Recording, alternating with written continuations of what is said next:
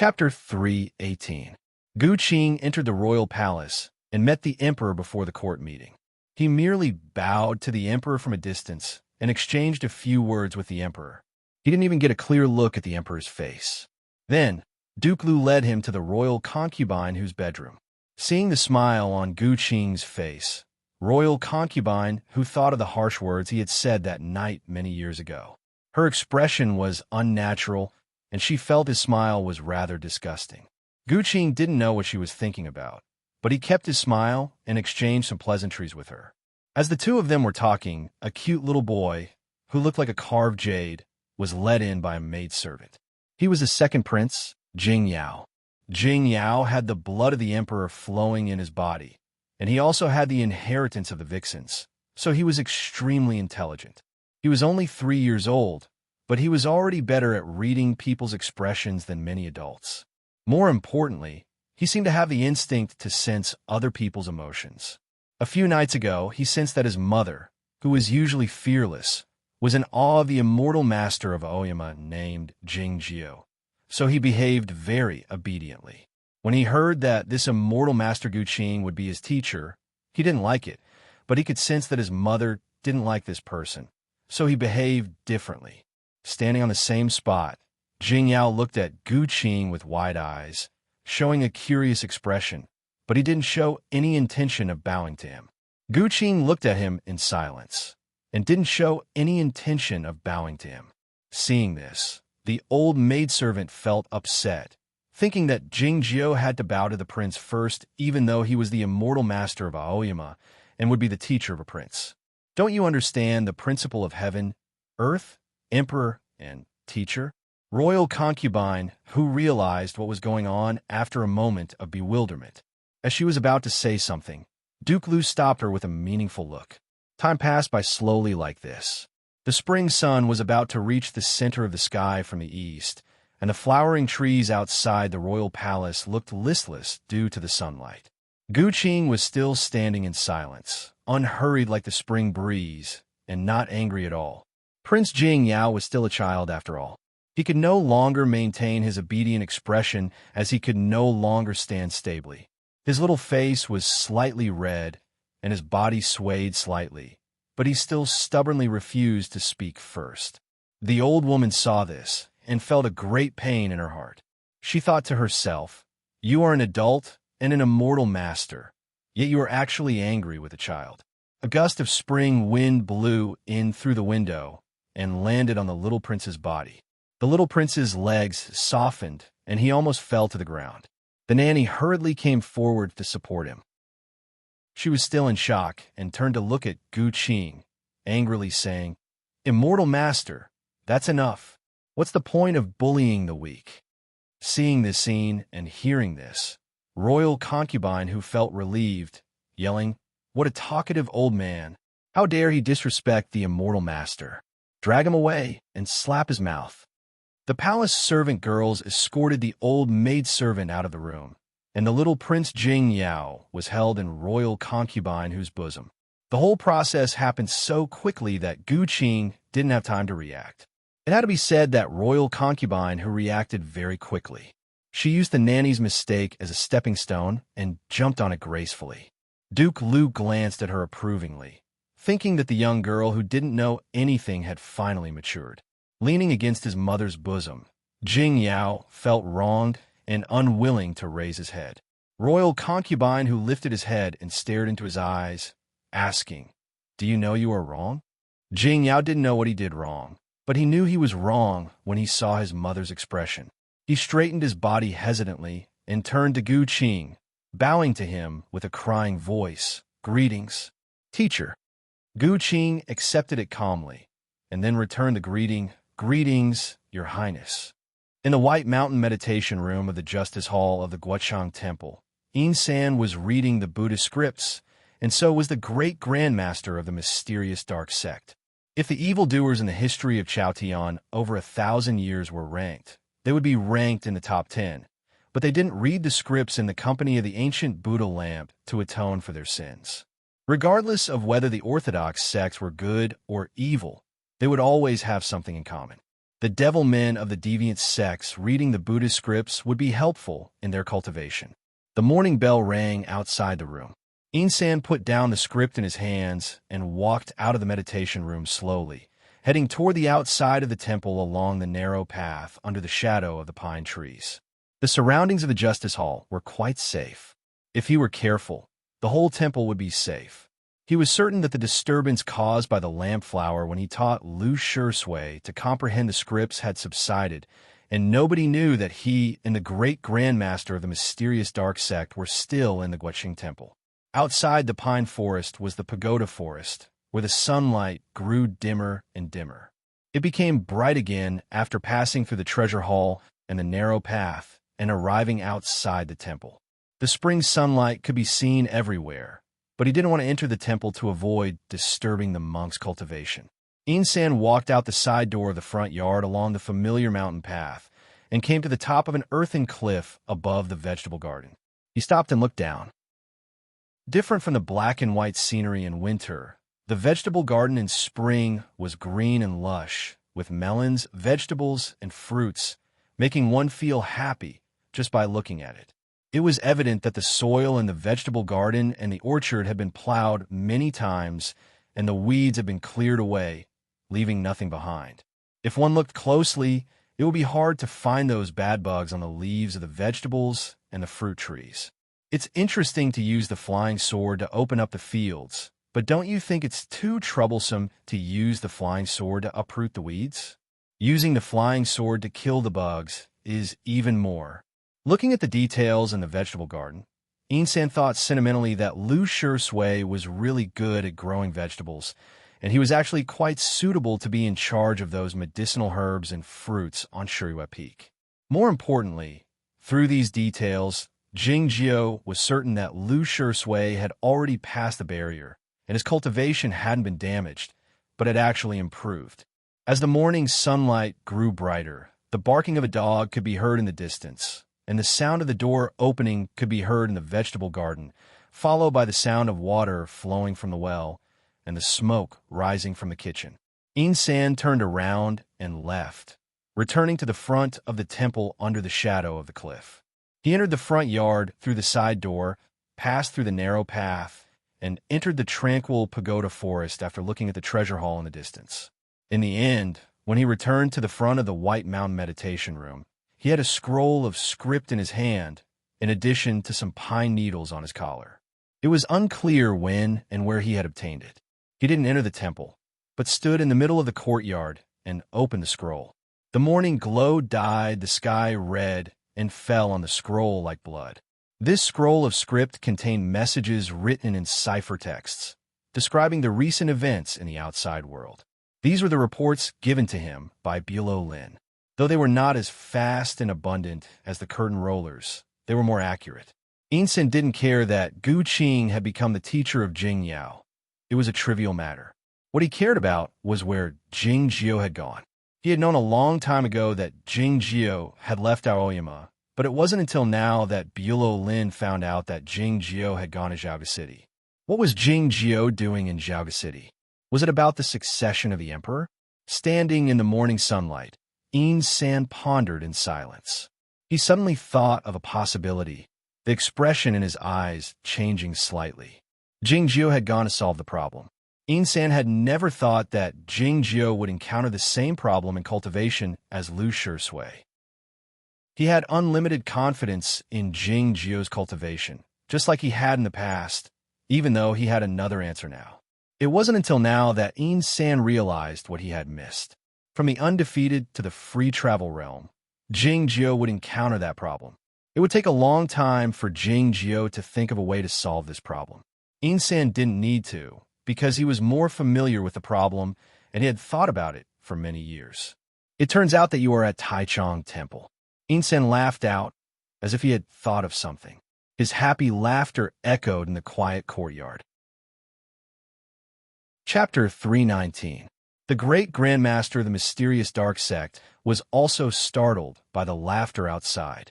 He walked out of the meditation room and asked, "Immortal, why are you laughing?" Insan waved his hand and said, "It's nothing. I just thought that although the other temple is not this temple, After going around in circles, we still have to rely on the temple to solve the problem. I find it interesting. The great Grand Master of the mysterious dark sect did not understand what he was talking about. He was about to ask more questions when he suddenly heard the bell ringing in the temple again. Suddenly, he felt hungry and forgot about the matter. According to the rules of the Guochang Temple, they would only eat after the morning classes. Insan refused the Grand Elder's invitation and walked into the meditation room with the scripture. He began to think about his problem. The great ancestor of the patriarch of the Buddha walked through the pine forest, the pagoda forest, the hall of treasures, and the passageway. He came to the big kitchen in the front temple to have breakfast. The justice hall had its own kitchen. Perhaps because he had cooked in this big kitchen for a while, the elder ancestor was used to coming back here to eat. As for why he had to eat every day and occasionally think about eating people, he explained to Insan that it was just for fun. He had been forced by the Aoyama sword formation to stay underground for hundreds of years. His realm had been damaged, and his devil fetus had gradually solidified. He had no hope of ascending in this life, and all he could think of was how to spend the rest of his life. Someone was quarreling in the front temple kitchen. A fat monk with a steamed bun in his hand said to the monk on duty angrily, "I'm eating a steamed bun. Why can't I eat it with some perilla leaves? There's no meat inside." The fight was very intense and lasted for a long time. The elder ancestor went to get the porridge and sat at the long table. He listened for a long time with a smile on his face. He only left after drinking 3 bowls of millet porridge. When he returned to the White Mountain meditation room, Insan stood in front of the Buddha statue, staring blankly at the scattered scriptures on the ground. The old ancestor's expression didn't change, but he felt uneasy and asked, "What's wrong?" Insan said, "I thought I was familiar with these Buddhist scriptures and didn't need to carry them anymore. But when I was about to throw them away, I realized that something was missing."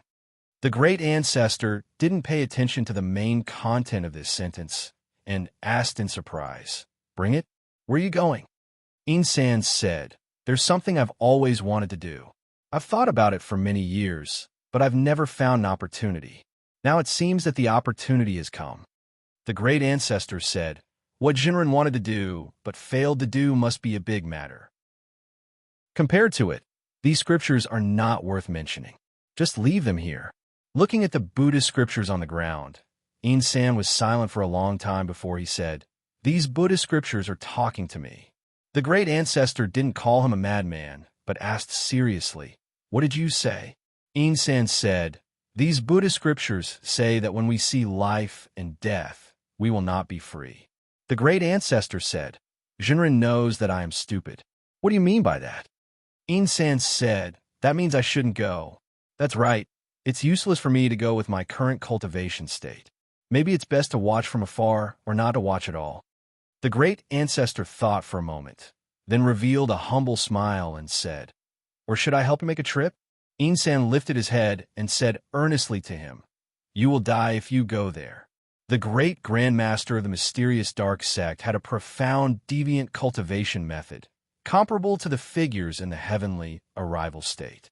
Insan dared travel the human world as he pleased with him, and he even dared stay in the Guochang Temple. What kind of place was so dangerous that even the great ancestor of the mysterious dark sect would die if he went there? Yet, the great Grand Master of the mysterious dark sect understood that what the immortal said seemed to be a concern, but it was actually a warning. A dog should be a watchdog. He could bark once in a while, but he shouldn't go too far from home. The red moss in the Baodong Zen temple had been sold out a long time ago, and all kinds of vegetables and melons had been picked.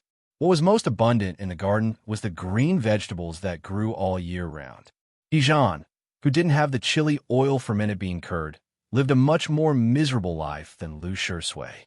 He had eaten so much that his face looked sickly, and he often missed his friend Su Zai, who had a sickly complexion.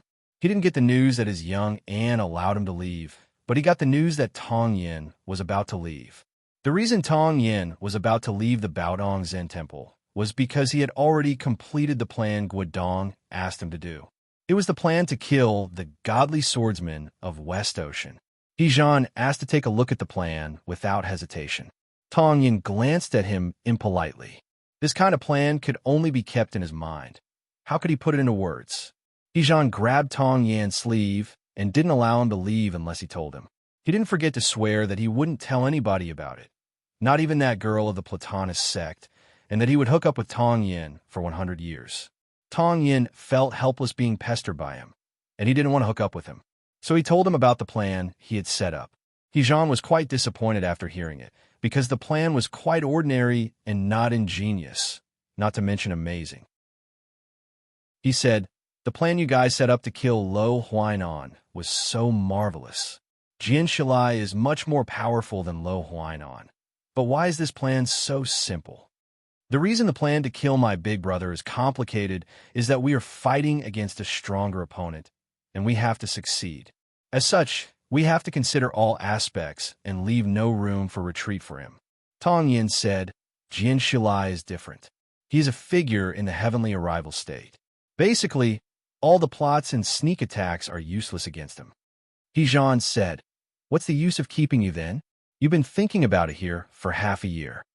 Tong Yin said, "I'm helping Mr. Pei choose the battlefield. To kill a figure in the heavenly arrival state, one needed a figure in the heavenly arrival state first. This was the role played by Pei Baifa. Secondly, one needed to create an environment that was advantageous to oneself and disadvantageous to the opponent. The West Ocean was the home ground of the godly swordsman, and Pei Baifa was far away from the Longevity Mountain, so it would be disadvantageous for him to strike. What Tong Yin had been doing in the last half a year was to choose the battlefield near the West Ocean and, at the same time, to think of a way to send the godly swordsmen of West Ocean and Pei Baifa to that battlefield." After hearing Tong Yan's explanation and recalling the plan he had just heard, Hejan understood a great deal, but he still felt something was not quite right, asking, "Will the impact be significant?" Tong Yin said, "My cultivation state is too low, so I can't predict the outcome of the battle. I can only estimate it based on my intuition. I think the probability is about 40% to 50%. Hejan thought that she had thought about it for half a year, but she had only increased the probability by 10%, which was really, "You are indeed the center sex, Tong Yin." Guodong walked in from outside the room. She said appreciatively while looking at Tong Yin, "At such a young age, you can influence a battle in the heavenly arrival state with your strategy." Hejan swallowed back what he was about to say. He said with a red face, "Auntie, can you not show up all of a sudden like this every time?" Guodong shot him a baffled glance, saying, "If Tong Yin wants to leave, I'll come here. Why do I show up all of a sudden?" Hejan felt suffocated again. Well, it was true that they had been placed in the Baotong Zen temple by Guodong for half a year. Whether they could get out of here depended on the result of her examination. The examination went on smoothly. Guodong was not good at it, so she didn't raise any objection. In the end, it was Tong Yin who raised a question or an invitation to Guodong. "Though I don't know who the senior master is, if you're the one I'm thinking of, the probability of you participating in this matter can be increased to 80% or even 90%. Guodong said after a moment of silence, "I need another 20 years to recover." Hejan said, "Let's start after 20 years. The godly swordsman of West Ocean was undoubtedly one of the strongest swordsmen in the heavenly arrival state. Even the immortal sectmaster of Aoyama could only fight him to a draw. To kill such a figure, it was reasonable to wait for a few decades." Chapter 320. After Guodong said this, it was quiet for a long time in the room of the vegetable garden. Back when Pei Baifa was plotted against by Tian Jingren and defeated by the godly swordsmen of West Ocean, he was severely exhausted. He stayed behind closed doors for many years to recover his cultivation state, but he was still at the end of his life. Tong Yin had already predicted this, but he remained silent. Hejan suddenly asked, "What can I do?" Tong Lu and Su Zai were involved in this scheme, and Mr. Pei was also involved, but his name was not included. Tong Yin had made a great contribution by setting up this scheme. How could he not do anything? Guodong said, "You have cleaned your intestines for half a year at the Baotong Zen temple, so they should be clean now. Come with me to the Guocheng temple. If it were any other time, Hejan would yell and shout that he didn't want to be a monk, but he looked at Guo Dong in silence, saying nothing at the moment. They were blood relatives after all. Tong Yin had predicted what would happen to his friend in the future. He bade his farewell with a smile. He left the vegetable garden where he had lived for a long time and headed downhill along the path paved with stone chips. As he arrived at the edge of the village enshrouded by the thin fog, he turned his head around and saw two large words on the horizontal board of the Baodong, Zen Temple, vaguely visible. He thought that Mr. Pei was seeking death. Even if he succeeded, it was impossible for him to survive. To change the final outcome, the other orthodox cultivation sects had to strike together. However, the Guicheng Temple wouldn't do it, and the Center Sect and Aoyama wouldn't do it either. The godly swordsman of West Ocean destroyed the cloud-falling platform with a swing of his sword, which also destroyed the excuse of the Center Sect and Aoyama. The reason Mr. Pei could strike was because of the grudge between the No Mercy sect and the Western Sea Sword School, and also because of the grudge between him and the godly swordsman of West Ocean. What else could he do? No matter how powerful his calculation ability was, it was limited. Who could calculate everything in heaven and earth? It was said that Jing Jiu had already left Aoyama to travel in the outside world to find a way to break through the cultivation state when his cultivation state was stagnant. Many cultivators would try to travel the world when their cultivation was stagnant, and they were looking for the critical factor to break through. But not everyone was able to obtain their wish. In reality, failures were always the majority. There were also many cultivators who gradually gave up hope in the process of traveling the world. They placed their love in the mountains and rivers, and finally slept with them. Tong Yin believed that Jing Jiu would not end up like that, because he had played chess with Jing Jiu. If Jing Jiu had not calculated the entire game clearly, he would not have made his move. In that case, he must have calculated everything before he left Aoyama. But what was the point of calculating everything? Mr. Pei had spent the last 3 years of his life doing this because he wanted to, not because he knew he could do it. What about me? I still have 800 years left in my life. It seems like a long time, but it's actually the last 800 years. What should I do in these last 800 years? Thinking about these things, Tong Yin turns around and walks into the foggy mountain village. As Tong Yin thought, Jing Jiu had already calculated everything before he left Aoyama, unless something unexpected happened. Jing Jiu didn't think about what he should do in the last few hundred years of his life. If he had only 300 years left, he would strive to live another 500 years. If he had 800 years left, he would strive to live 3,000 years. If he had 3,000 years left, he would strive to live more than 3,000 years. What's the point of a day and a night? The purpose of cultivation was to seek longevity. As such, Jing Jiu didn't have the concept of how many years he had left, but only the specific days, hours, and moments. Every day, every hour, every moment, he was cultivating. This was his life in the fiend prison. The discussion between Jing Jiu and the king of the underworld had finally come to an end. Jing Jiu had completely mastered the control of soul fire, and then he had deduced the initial form of the self-cultivation method of the sword ghost. What he needed to do next was to verify it. After a long discussion, the king of the underworld had completely understood Jing Jiu's thoughts and ideas. She couldn't help but feel amazed, but there was still one thing she didn't understand. This was the Taichung prison in the fiend prison, completely isolated from the outside world and unable to absorb the spiritual energy of heaven and earth. How could he cultivate and break through the state then? If he didn't cultivate and break through the state, how could he nurture the sword ghost? If he didn't have the sword ghost, how could he verify this new and powerful magic method? Jing Jiu didn't explain, saying, "I'll probably sleep for a long time. If something happens, please wake me up." Even when he was behind closed doors, he would be woken up from the meditative state if there was any disturbance in the outside world. Yet, Jing Jiu needed the king of the underworld to wake him up, which meant that he was ready to sink into the deepest part of his awareness and complete this magic method there. Having said that, Jing Jiu didn't start meditating right away. Instead, he took out a bamboo chair and lay on it, closing his eyes. Looking at the bamboo chair, the king of the underworld showed a curious expression on his translucent face, thinking that it must be very comfortable and that he should make one in the same style as Jingjiu. Jingjiu fell asleep. He didn't wake up, regardless of whether it was the sound of the grass growing, the sound of the flower petals opening, the buzzing of the mosquitoes, or the sound of the chopsticks breaking. A few days had passed, and he was still sleeping. His posture hadn't changed, and his eyelids hadn't even trembled once.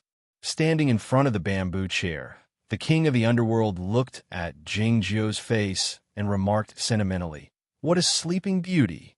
He was the king of the underworld and had to maintain his status. It was inappropriate for him to say anything when Jingjiu was awake, but now that Jingjiu was asleep, he finally let out the praise that he had been holding back for a long time. For many days that followed, Jingjiu continued to sleep. The king of the underworld watched from the side and increasingly felt that Jingjiu's cultivation was somewhat strange. It was different from that of the Aoyama sect, and even more different from that of the underworld. Not to mention his posture, even his breathing didn't change. It was as if he was really sleeping. No matter how beautiful something was, one would still get bored after looking at it for a long time. The king of the underworld chopped down some flowering trees and wanted to make one in the same style as the bamboo chair, but he found that the materials were different and it didn't look alike no matter how hard he tried. So he made a soft couch instead. He lay on the couch under the flowering trees and looked at Jingjiu, who was sleeping soundly. He still felt that the bamboo chair seemed more comfortable, but he was also worried that Jingjiu would crush the bamboo chair if he slept for too long. As he was thinking about this, he suddenly felt that something was wrong. Jingjiu was still lying on the bamboo chair, but he felt much lighter. The king of the underworld got up and walked to the front of the bamboo chair. Only then did he realize that Jingjiu's body wasn't in contact with the bamboo chair. Instead, it was 2 fingers worth of distance away from the chair. It was as if he was floating. If anyone else saw this scene, they might think that Jingjiu had become a ghost. The king of the underworld knew that this wasn't the case, because he had seen similar scenes before. After cultivating the control of the soul fire to the 3rd level, the soul fire would appear to be floating in a stable state, which was exactly the same as the current situation with Jingjiu. Looking at the sleeping Jingjiu, the king of the underworld seemed to be deep in thought, and his expression gradually became solemn. Judging from his current state, Jingjiu shouldn't have any problems. As for why his body was floating like the soul fire, the king of the underworld vaguely had some guesses. He grabbed the formation map from under the flowering tree and walked toward the periphery of the verdant valley. He walked to the front of a cliff and looked at the vast expanse of murky darkness in front of him. He was silent for a long time. He didn't raise his head to look at the blue sky, because the sky was fake and the valley was also fake. Only this murky darkness was real. Chapter 321. The king of the underworld, of course, wanted to leave the fiend prison and go back. Yet, he was fully aware that he would be drifting in the river of time forever if he walked into the chaotic darkness without anyone's help. The patch of dark cloud followed him to the edge of the broken cliff. The bell rang in the cloud once in a while, giving off a crisp sound and producing a lovely flash of lightning. The mosquitoes of the fiend prison had also arrived nearby, but they didn't dare come close because they were intimidated by the power of the thunder. The king of the underworld pulled back his gaze and looked at those tiny mosquitoes. After a long moment of silence, he had finally made up his mind. The moment he made up his mind, the light flowing in his body sped up, and his energy grew a bit stronger. It was the middle of winter, and the snowstorm fell on Jiaoga City. Because of the protection of the formations, the accumulated snow in the city was not so heavy, and no houses were crushed. Yet it didn't stop those poor people who didn't believe in the existence of the cultivation practitioners from complaining to the crowd with a livid expression, wearing thin cotton clothes. The farmers outside the city and the refugees from the north were the best evidence of their belief. The people in the royal palace were not affected by the snowstorm, and the refugees, living a warm and comfortable life. However, the royal concubine who had always been favored and loved the warmth of the quilt, didn't have such a luxury recently. It was because her son, Jing Yao, had to get up before dawn and practice boxing outside the window. No matter how carefree she was, she couldn't stay in bed at such a time.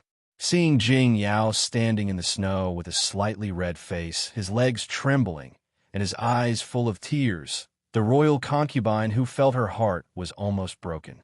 She held the corner of her sleeve tightly with her right hand and refrained from asking the palace servant girl to bring Jing Yao back. Yet she cursed Gu Qing in her mind, wondering why a child less than 4 years old had to suffer like this every day. Mr. Gu is here. Hearing the palace servant girl's report, the angry expression on the royal concubine, whose face disappeared. She walked over to Gu Qing and bowed to him with a faint smile. Gu Qing returned the greeting. "No need to be so courteous, Your Highness." Suddenly, there was a loud thud outside the window, followed by Mo's exclamation. Jing Yao must have fallen. Royal concubine whose heart trembled a bit, and she couldn't help but say with a forced smile, "The immortal master Jing Jiao said the other day that you shouldn't cultivate for a few years and should study first. What do you think? The second prince is very smart. He knows when to fall."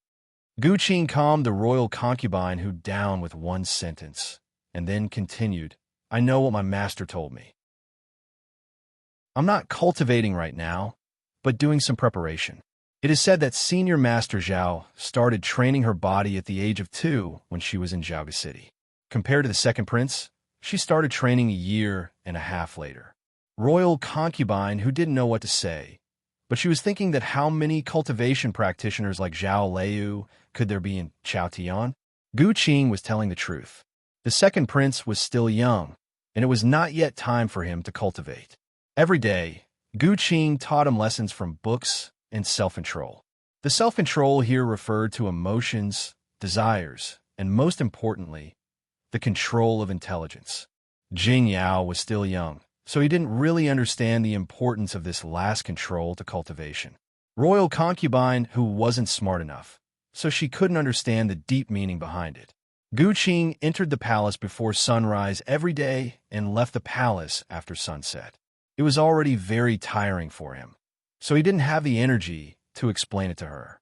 Fortunately, a smart child had the advantage of knowing who had the final say. As such, Jing Yao behaved very obediently in front of Gu Qing. In the evening, Gu Qing walked to the outside of the royal palace as usual. He nodded at the familiar eunuchs and palace servant girls on the way. The people in the royal palace had gotten used to the existence of this immortal master of Aoyama. Those kings and chancellors who had been cautious and uneasy didn't talk about it anymore, at least on the surface. Gu Qing's low-key behavior seemed to indicate that the Aoyama sect didn't intend to change the current situation completely. Without the protection of the formation, Jing Jiao walked out of the palace gate, and the cold wind hit his face like a hammer. Gu Qing wasn't afraid of the cold, but he didn't know how terrible the situation outside of Zhaoga City would be since it was already so bad. On his way from the royal palace to Taichung Temple, Gu Qing was still thinking about this issue. What would he do if he were an official of the imperial court? Should he ask for help from Aoyama? The power of heaven and earth was indeed something the cultivation practitioners couldn't resist, but a few elders in the state of Broken Sea should be able to deal with the snowstorm outside Zhaoga City this year by working together. It didn't take long for Gu Qing to come to a conclusion. Even if he asked for help, those elders in the state of Broken Sea in Aoyama wouldn't help him, and neither would the immortal sect master and the sword justice force them to help. Life and death could happen anytime and anywhere in the mortal world. It was unreasonable for the cultivation practitioners to disturb their cultivation because of such a matter. Otherwise, why would those officials of the imperial court who had graduated from Zhongzhou school be so calm?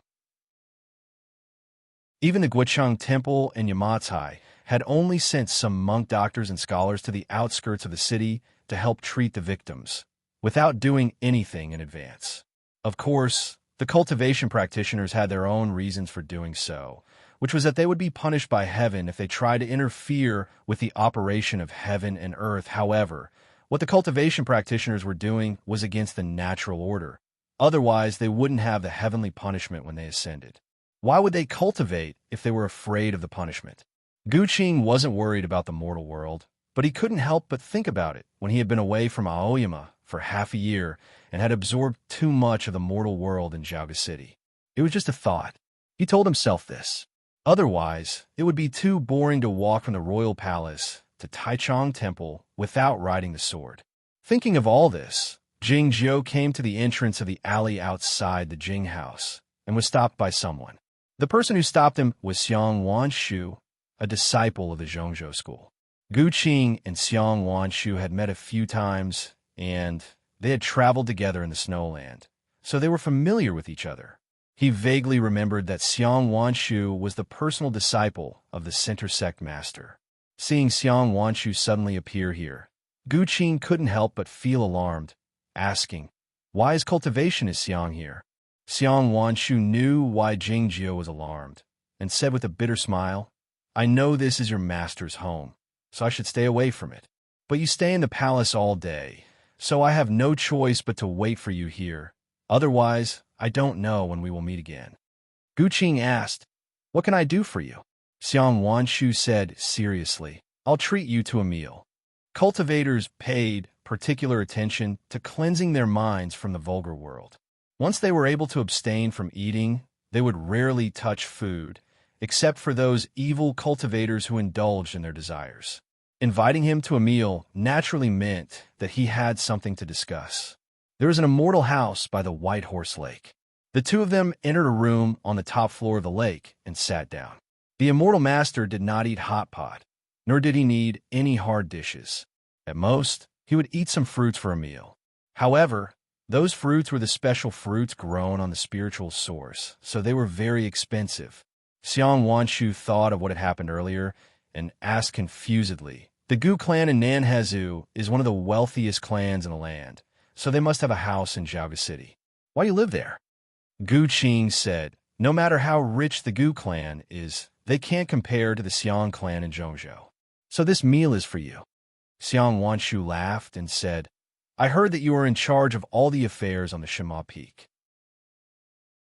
I didn't believe it at first, but now it seems to be true.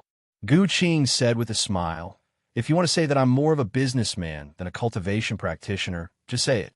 Xiang Wanshu shook his head and said, "You are the teacher of the second prince, and you might become the teacher of the emperor in the future. I can't treat you lightly." Chapter 322. It was a great honor for a cultivator from any sect to become the teacher of a prince.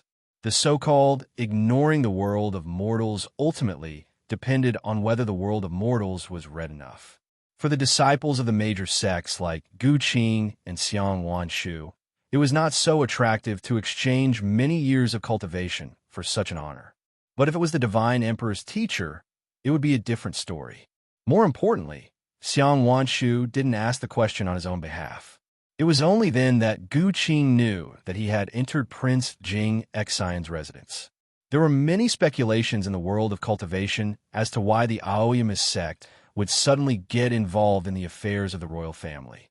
Zhongzhou school, which was supposed to be the most vigilant, had remained silent. Shima Peak owes royal concubine who a favor. As for the details, your big brother Tong Yin should know. Gu Qing gave an answer and said nothing else. Xiang Wanshu didn't believe it, but there was nothing he could do. No matter how precious these fruits were, they couldn't be eaten for too long. Since they couldn't get anything out of it, there was naturally no need to continue the conversation. The two of them bid farewell. Gu Qing returned to the Jing residence and greeted Jing Shang and the rest before returning to his room. Looking at the accumulated snow outside the window, he suddenly recalled the scene of brewing tea on Shinma Peak, so he went to the backyard. There were many stray cats in the Jing residence's backyard, naturally because the white ghosts liked them. Jing Li, who often came here to play, didn't have to worry about being bitten or scratched by the wild cats. Gu Qing was worried about other issues, such as whether his master's nephew would be taught by Lord White Ghost to become a gambling addict. Perhaps you are fighting with master. He looked at the wall of withered vines covered with snow and said softly, "But children are always innocent." The withered vines moved slightly, and snow rustled down. Lu Ada walked out from within. His body was stained with snow, making him look even fatter. It looked at Gu Qing without saying a word, its eyes full of ridicule. Mimi, I'm back. The snow was too heavy last night. Mr. Qing was worried that the hut would be crushed, so he left school early. Jing Li's delighted voice could be heard from outside the garden. Gu Qing smiled bitterly and cupped his hands in greeting to Lu Ada. His figure floated up the wall.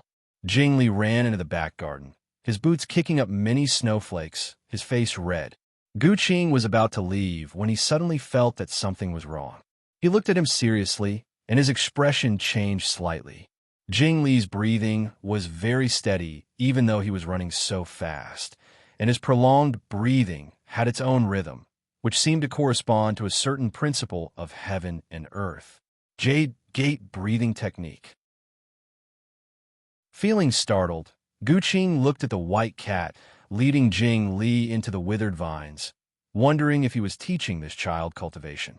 After Xiang Wanshu returned to the manor of Prince Jing Xin and told the royal teacher Liang about his meeting with Gu Qing, he went to cultivate by himself. Grand Tutor Liang sat in his study, staring at the falling snow outside the window. He thought for a long time, but he still could not figure out what Aoima's sect was trying to do.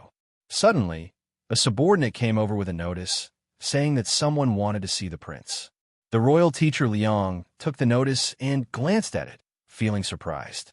It was not because of the heavy snowfall, but because this notice was even cleaner than the snow, devoid of any words or signature. There were many officials and cultivation practitioners who wanted to see Prince Jing Xin, so this notice had to pass at least 3 tests before it was delivered to him. Since the person could pass the 3 tests with a blank notice and deliver it to him, he must be someone extraordinary.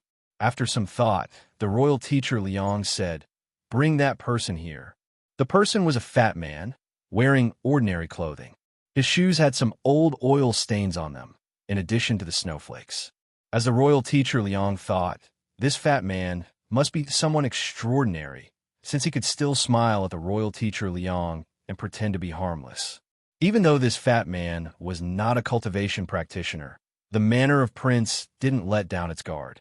It was evident that a highly achieved swordsman was hiding in the study room, and a figure was hiding behind the screen.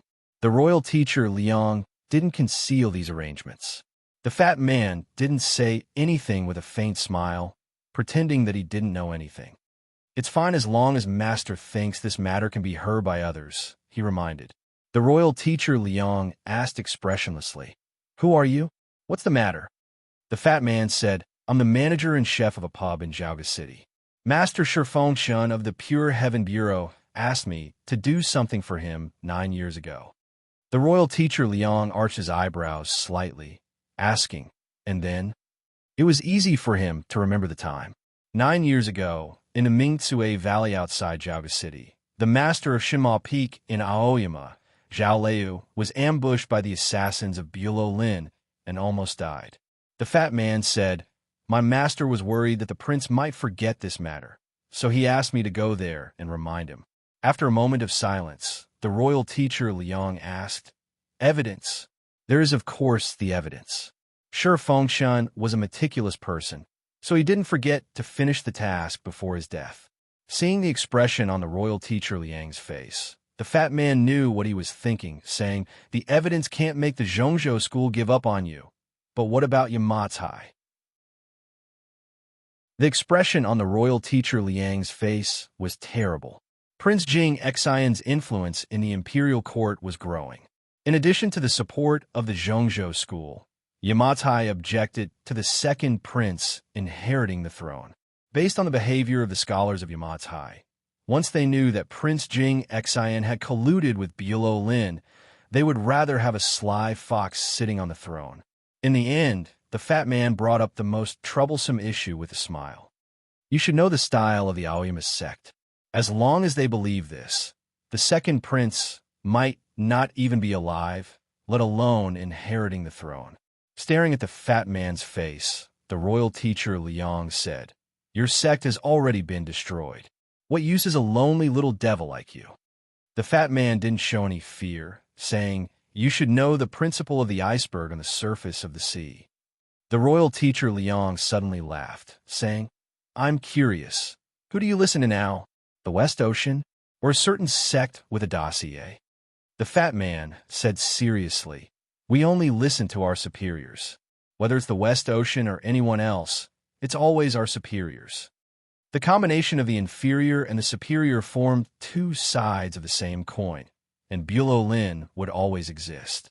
After a long silence, the royal teacher Liang asked, "What do you want to do?"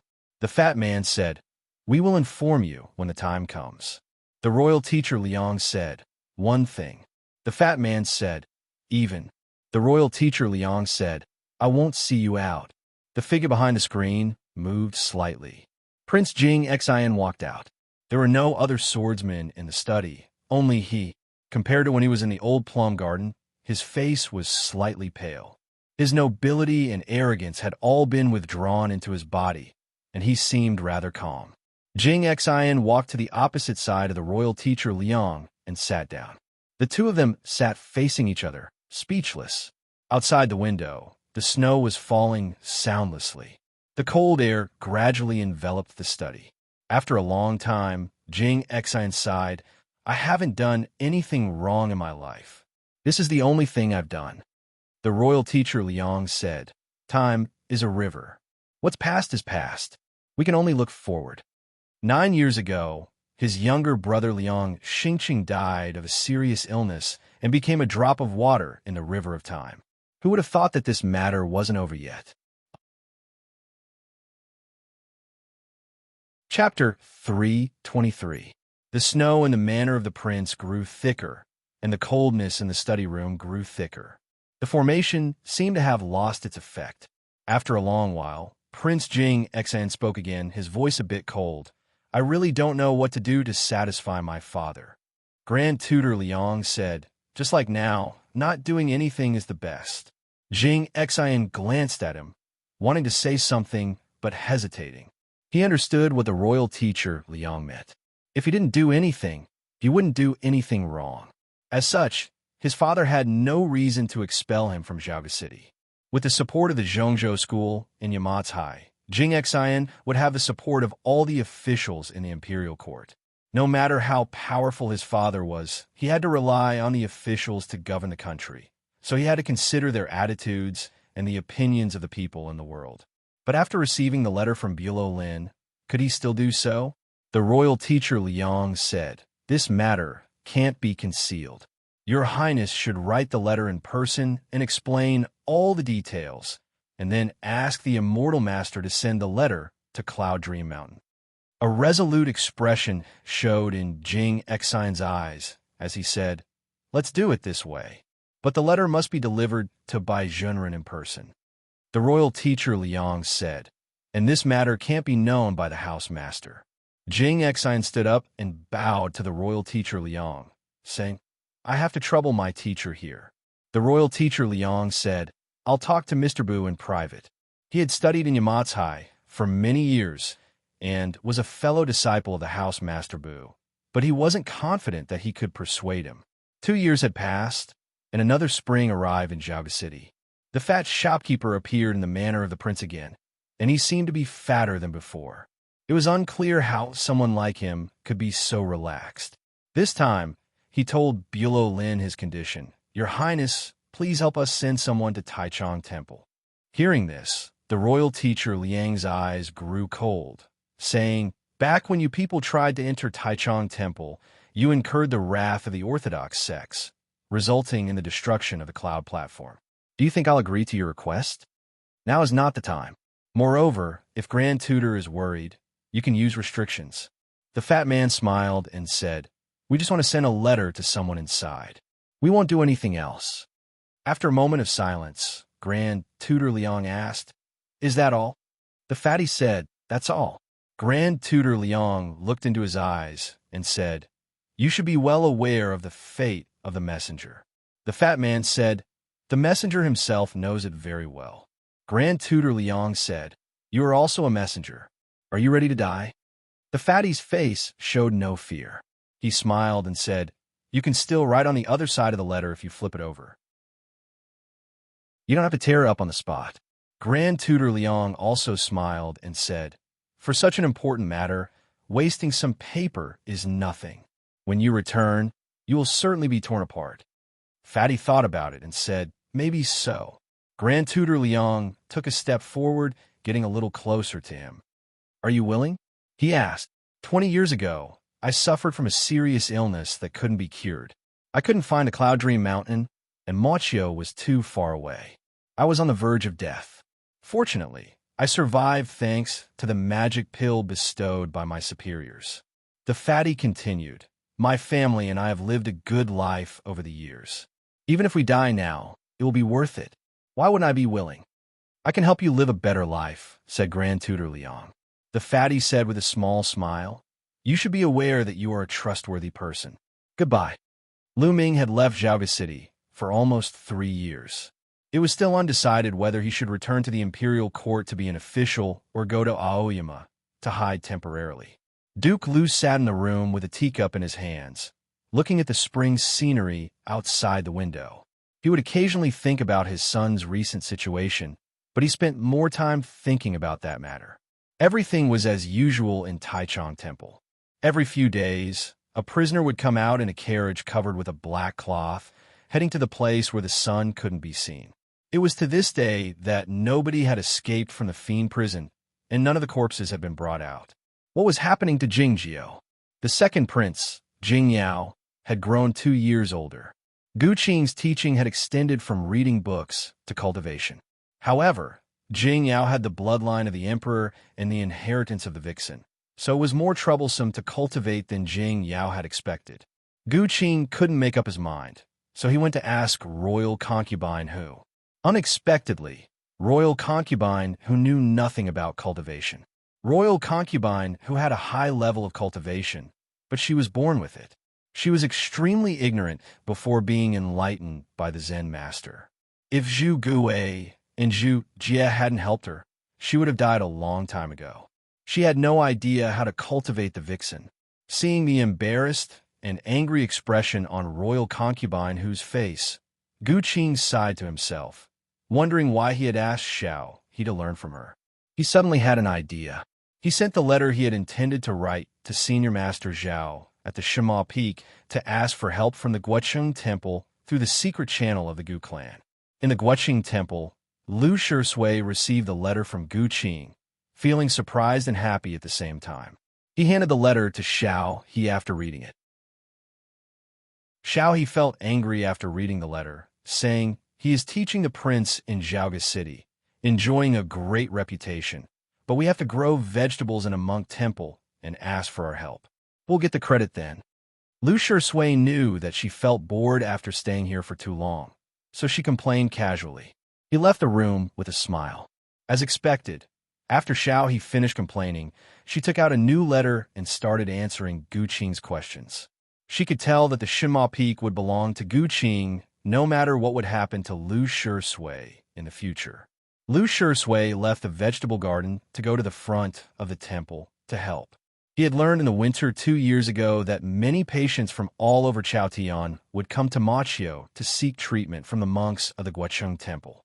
The number of monks in the Guocheng Temple was limited, so they had to work very hard without any rest. Many patients died before they could see the yellow walls of the Guocheng Temple. Dying in Mochio had become a proverb in the mortal world. Fortunately, in addition to the monk doctors, there were many monks in the Guocheng Temple who were good at performing religious rituals. The deceased could at least hear a part of the reincarnation script on their way to the afterlife. The monks in the Justice Hall didn't treat patients or perform religious rituals. All they did was interpret the scripts and observe the laws. In other words, the monks here did nothing but study and practice the magic to protect the Dharma.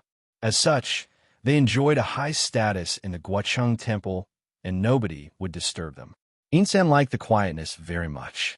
The great Grand Master of the mysterious dark sect had just come out from the underground a few years ago, so he felt a bit lonely. As such, he would go to the kitchen in the front temple every morning to have breakfast and listen to the quarrel between the fat monk and others. He had become familiar with the fat monk over the last few years. One early morning, he handed a paper bag to the fat monk imperceptibly. The fat monk opened the paper bag and found it was a delicious barbecued dog leg. He thanked Jing Jiao profusely, almost drooling. "I'm good at being a dog leg." Chapter 324. According to the agreement between Lu Ming and his father, he would go to Aoyama when Jing Jiao was in trouble, and he would go back to Zhaoga City when Jing Jiao was released from prison. There was still no news from Jing Jiao. He should have waited outside, but he couldn't help but want to go home to see his wife and his father. He went back to Zhaoga City without informing anybody. As a result, he was stopped by someone before he could even return to his home. The person who stopped him was Gu Pan, his deputy in the magic army, and the representative of the external disciples of Zhongzhou School in the imperial court. Gu Pan didn't care about Lu Ming's reaction. He didn't want to let go of Lu Ming and insisted on inviting him to dinner. Lu Ming noticed the problem and let him go with a smile.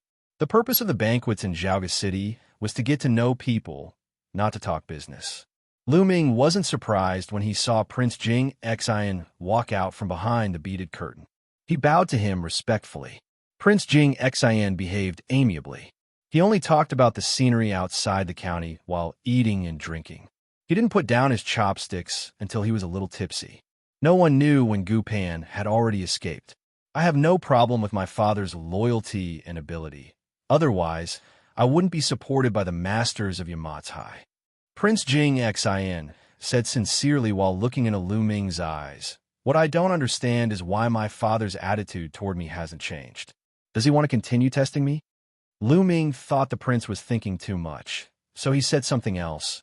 "Maybe it's because of the Aoyama sect?" Prince Jing Xian shook his head and said, "The Aoyama sect didn't use their full strength, and this is Zhaoga City after all." Lu Ming knew very well that Prince Jing Xian's sincere words weren't meant for him, but for his father. He didn't need to respond.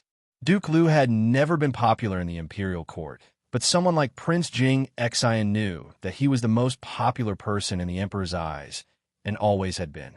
After the banquet, Lu Ming returned to the State Duke Manor and repeated Jing Xian's words, asking, "What is the current situation?"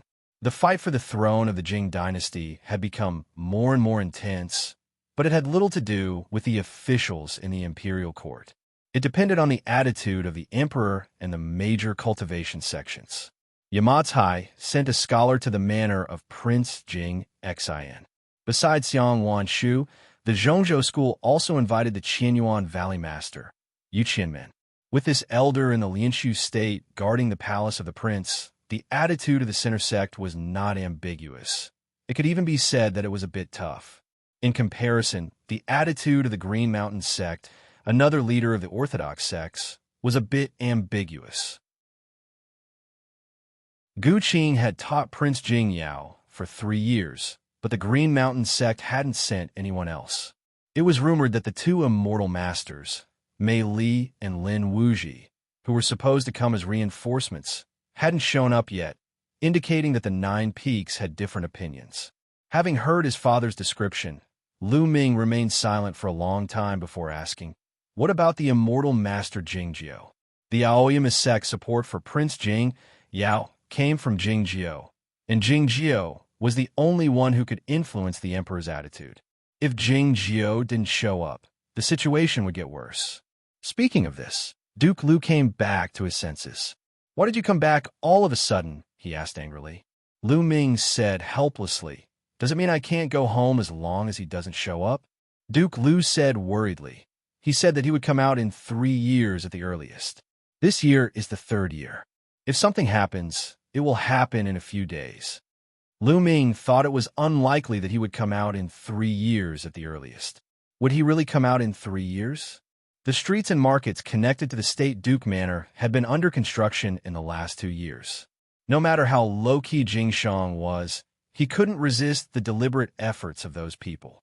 The manor house had been expanded a lot, 3 times the size of the previous one. Jingli had grown a lot older. The youth of 15 years old had realized that the white cat was not a regular cat devil. From a day he realized this, Jing Li had a more respectful attitude toward the white cat, and he cultivated more diligently. But he didn't dare play Pai Gao with the white cat every day like he did when he was little. The white cat was quite dissatisfied with Jing Li's attitude. He attempted to change Jing Li's attitude forcefully, but he found that the people of Jing Li's family name were all stubborn. One evening, Jing Li walked toward the deep part of the back garden after finishing his meditation. He passed through a patch of bamboo forest and arrived at the newly built courtyard wall. He stepped on an ugly rock and stuck his head out of the wall. On the other side of the courtyard wall was a large and luxurious manor house, which belonged to a high official of the imperial court. After the Jing house was expanded, they became neighbors. There were a few rocks by the lake on the other side of the courtyard wall. A young girl stepped on the rocks and stood by the courtyard wall. She looked at Jing Li and smiled happily. Jing Li and the young girl started chatting, just like they had done in the last few days. The white cat crouched on the distant courtyard wall. He pulled back his gaze and looked at the nearby Taichung Temple after sniffing a few times. Spring had arrived. It had rained the previous night. The eaves of Taichung Temple were wet, looking even gloomier like the horns of an old dragon. The white cat stared at the eaves in silence. He had no idea whether Jing Jiao was dead or alive in Taichung Temple. The cat was the least able to answer this question. The fiend prison was located at the deep end of Taichung Temple. There was a green valley in the deep end of the fiend prison. There was a bamboo chair by the purple flowers and green grass. Jing Jiao was lying on the chair. The word lying was actually not accurate. Jing Jiao drifted higher than before. He hovered in midair quietly, his white cloth draped over the bamboo chair. He looked like a woman in a long skirt performing magic in the folk. The king of the underworld walked back from the broken cliff outside the valley. The dark clouds followed her like a shadow, looking a bit unlucky. In comparison to 3 years ago, the king of the underworld had changed a great deal. Her expression was more tranquil, and her energy was more powerful. There was no sign of bad luck on her face. She looked calm and composed. A bell rang, and the lightning appeared in the clouds, making the sound of chopsticks being broken. Those invisible mosquitoes were nowhere to be found. Jing Jiao opened his eyes and woke up. The king of the underworld said while looking at Jing Jiao, "I didn't expect you to wake up so soon." "It's normal," said Jing Jiao. Jing Jiao had told Duke Liu that it would take at least 3 years. So it would take 3 years. Jing Jiao drifted down to the ground soundlessly, like a weightless yellow leaf.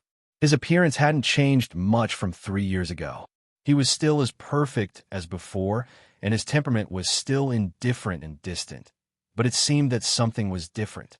His energy seemed to have become clearer. His body seemed to have become lighter.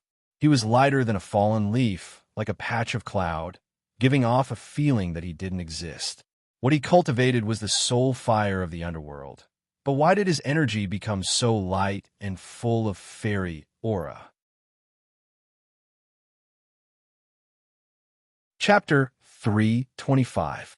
If someone crouched on the ground and looked at him, they would be able to see that the soles of Jing Jiao's shoes weren't actually in contact with the ground. The king of the underworld pointed at the soles of Jing Jiao's feet. Jing Jiao came back to his senses and landed on the ground, becoming shorter. At the moment, Jing Jiao had a sense of existence, and the fairy aura was still there, but it was not as fleeting and traceless as before. Looking at the king of the underworld, Jing Jiao also noticed the change in Jing Jiao's body. The energy of the king of the underworld had grown much stronger, and his pupils that looked like black gems were more tranquil. The skin on his face was still pale, but it was not as transparent as before. It was not because Jing Jiao's skin had grown thicker, but because the flowing light in his body had disappeared without a trace, or it might have been hidden in his body covered by his clothes. The gentle wind blew over from the broken cliff, ruffling his black sleeves, making his aura look even more profound, like the night and the abyss, as if he could absorb all the light rays. Why had the king of the underworld recovered so much of his cultivation state? Though his cultivation state was less than 1/10 of his cultivation state, he was a completely different person compared to 3 years ago. Jing Jiao and the king of the underworld had a long discussion about the way of the sword ghost. The king of the underworld must have learned something from the discussion, but there must be a more important reason behind it. The bell rang, followed by a cracking sound. A flash of lightning occurred in the dark clouds. Jing Jiao fixed his gaze on the spot, and then looked at the formation diagram and the mosquitoes hiding in the gentle wind. He understood the reason. It turns out that you don't think it's too troublesome to use the soul fire to drive away the mosquitoes. It's because your soul fire is useless against these mosquitoes.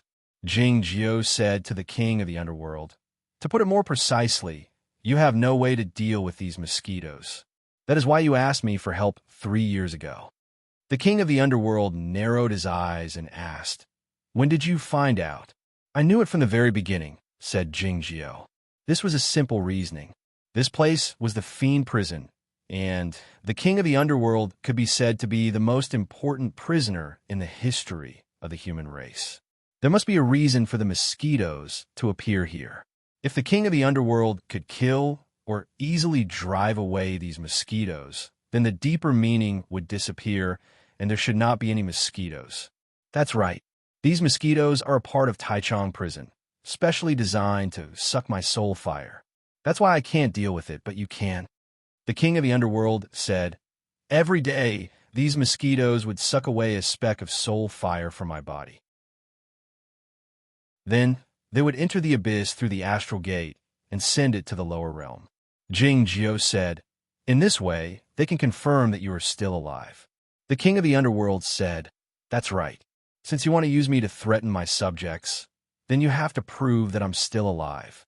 Jing Jiao said, "Don't they know that Mosquito didn't send your fire of soul to the underworld?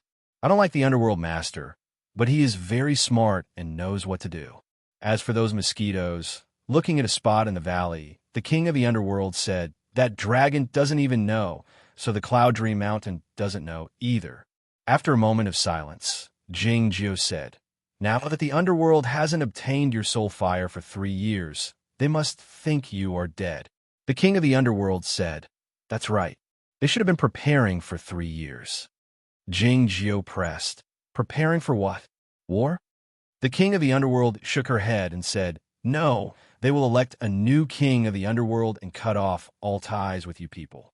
She won't be a pawn in the hands of the schemers of the human race anymore, and she will live a peaceful and happy life from then on."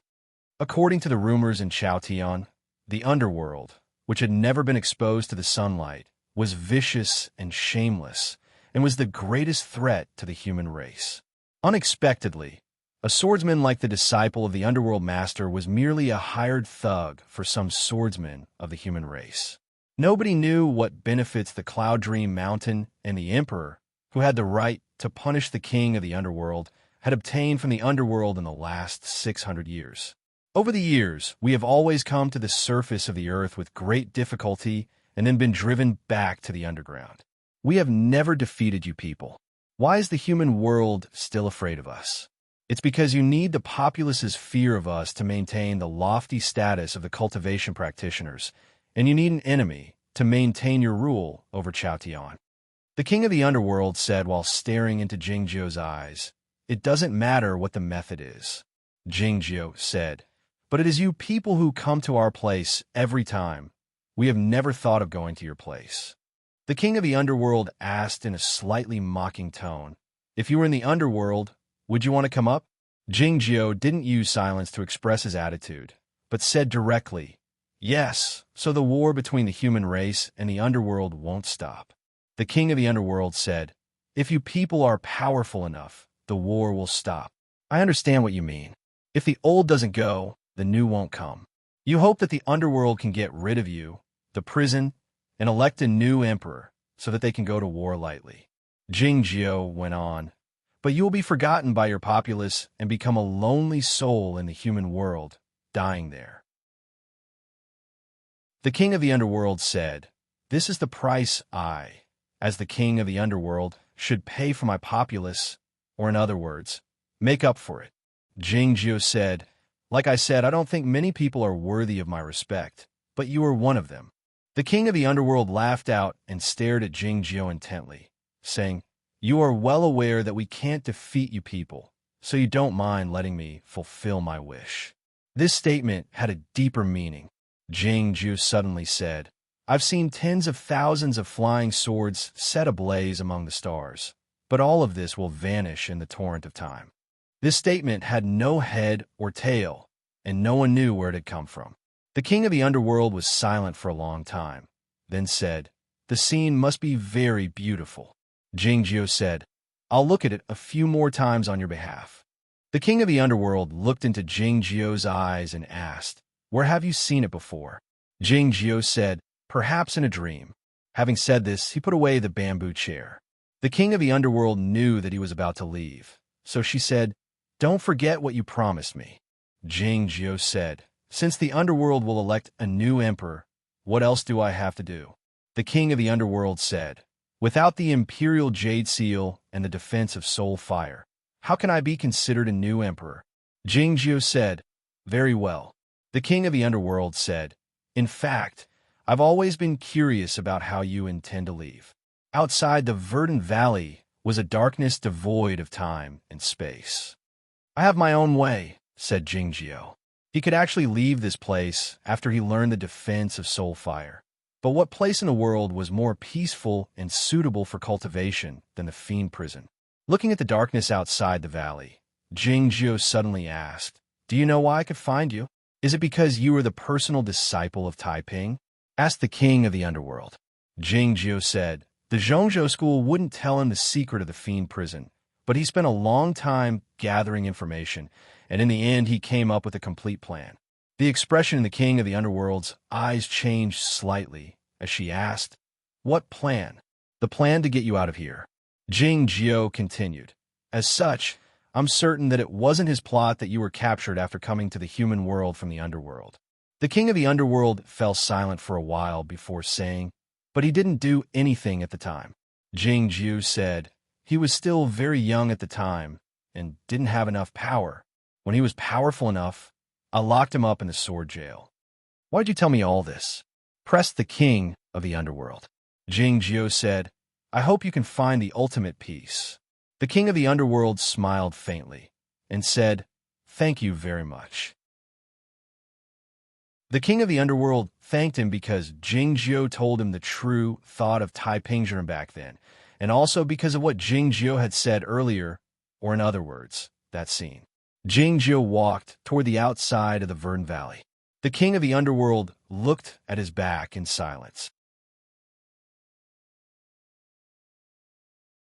Chapter 326. Hearing this, the king of the underworld fell silent for a long time.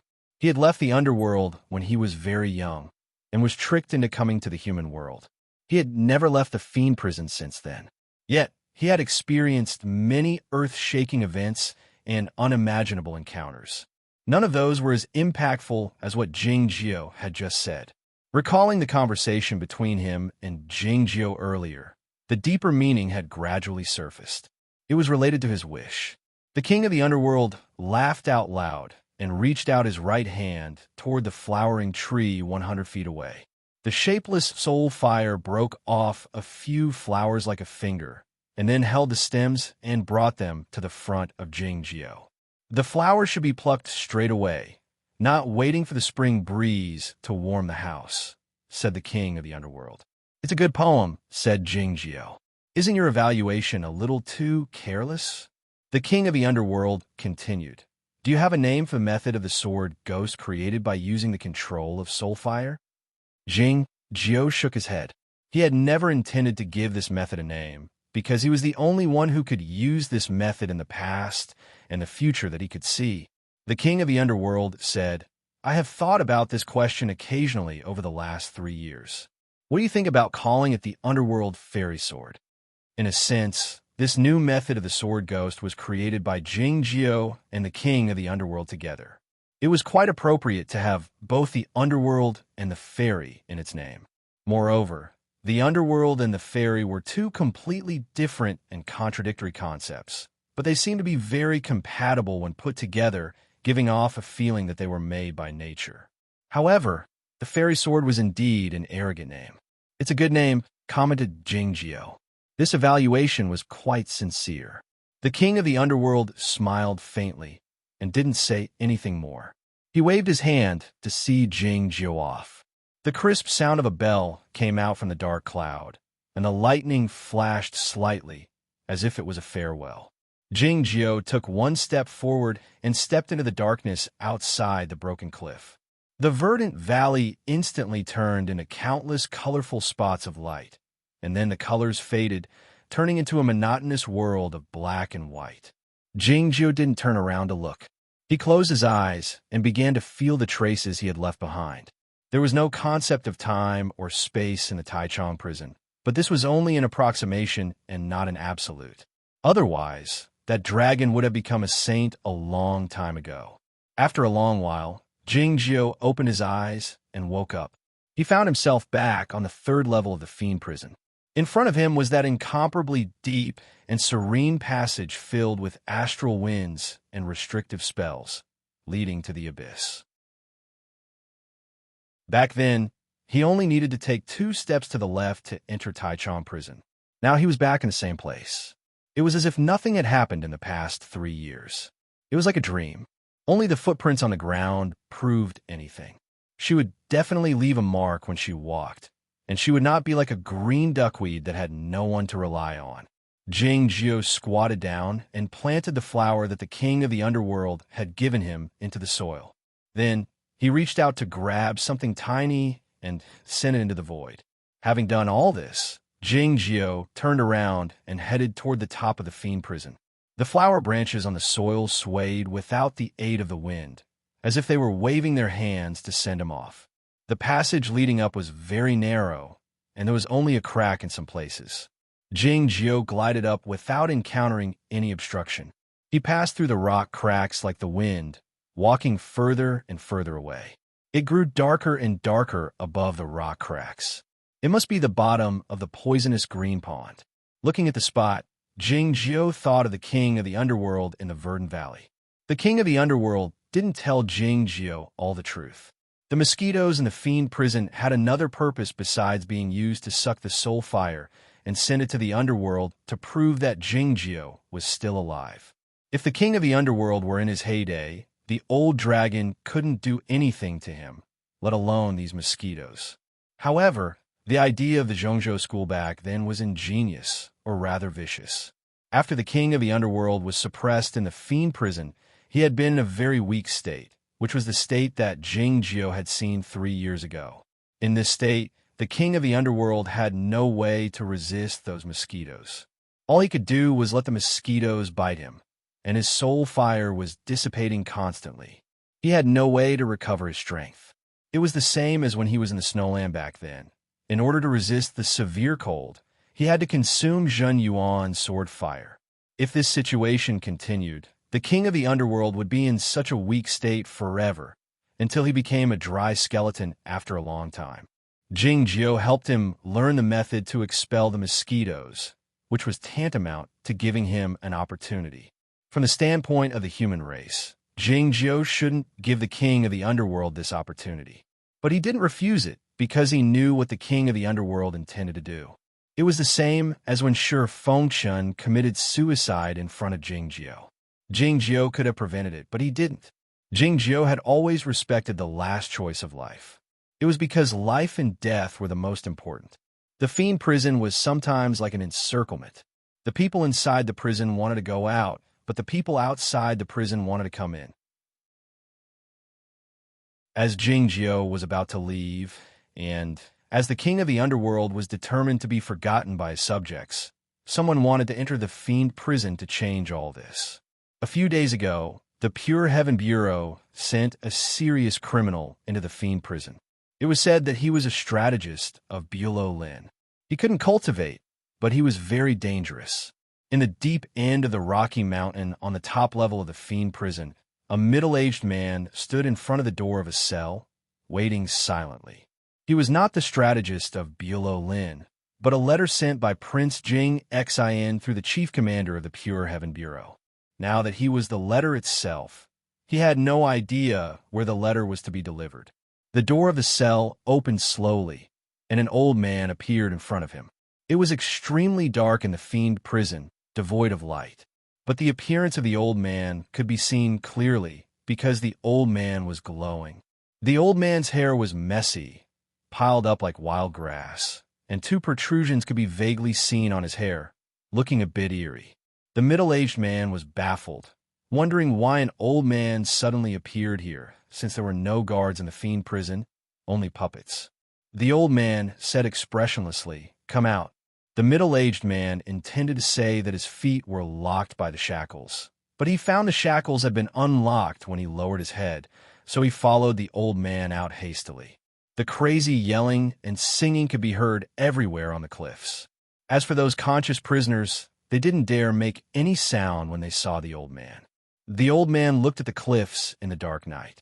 The crazy yelling and singing suddenly stopped. Then he turned to the middle-aged man and asked, "Whom do you want to send the letter to?"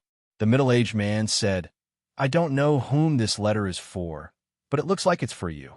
Do you know who I am?" The old man asked expressionlessly. The middle-aged man shook his head.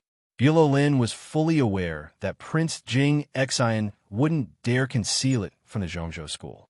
As such, no matter who he sent, he would be closely monitored the moment he entered the fiend prison, and it would be impossible for him to do anything. Yet, the middle-aged man didn't intend to do anything. All he wanted was a letter. Whoever picks up this letter will be the recipient. "Content," the old man said. The middle-aged man said, "A ghost has come to the fiend prison." The old man revealed a cruel and mocking expression in his eyes. "It looks like you really don't know who I am. Otherwise, you wouldn't have said such a ridiculous thing. Nothing that had happened in the fiend prison could be concealed from him." Having said that, the old man didn't pay any more attention to the middle-aged man, heading toward the deep end of the fiend prison. The light and shadow created by his body lingered in the air for a long time. He came from the broken cliff to the scorching, hot second level of the fiend prison, and then came to the mountain stream full of green moss. The middle-aged man knew that he was on the verge of death. The old man pushed him off the cliff. The middle-aged man fell into the pond on the cliff and started struggling while waving his arms. Soon, the flesh on his arms fell off, exposing the white bones. A terrified expression showed on his face, and then it festered, turning into a more horrifying scene. It didn't take long for him to disappear into the pond, without even leaving his bones behind. The old man still felt hungry, feeling dissatisfied. Then he felt surprised. It was because the letter sent by Bulolin had the same message. "A ghost has come to the fiend prison." He looked down at the green pond expressionlessly, hoping that this ghost could satisfy his hunger. Chapter 327. Normally, the old man should go to the lower level of the fiend prison to check it out himself, but the water in the pond was too poisonous and corrosive, and he felt it was troublesome. The worst part was that he would feel disgusted even if he went there himself. He rubbed his belly and found nothing uncomfortable, so he sat down by the cliff's edge. If that devil wanted to leave the fiend prison, it had to come out from here. The old man looked down at the green pond by the cliff's edge for many days. He felt bored and hungry, so he lifted his head and grabbed at the air in the distance. The violent wind whistled among the cliffs on the first level of the fiend prison, and the singing stopped again. The door of a cell was opened, and a thin and tall man was knocked out of the cell and landed heavily on the ground. This thin and tall man was a highly achieved swordsman of the deviant sex, but he was restrained by the source lock and had no way to resist.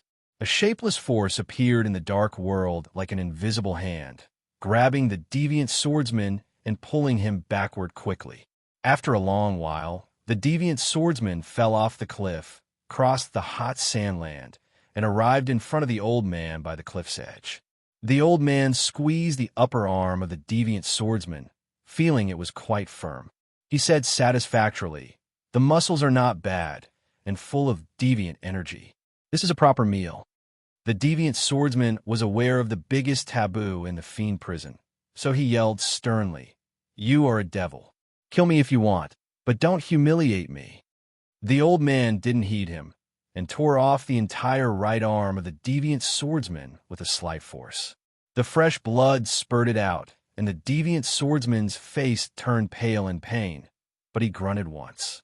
Because of the broken arm, the source lock had loosened a bit, so he directed Zheng Yuan to bombard his brain, hoping to die quickly.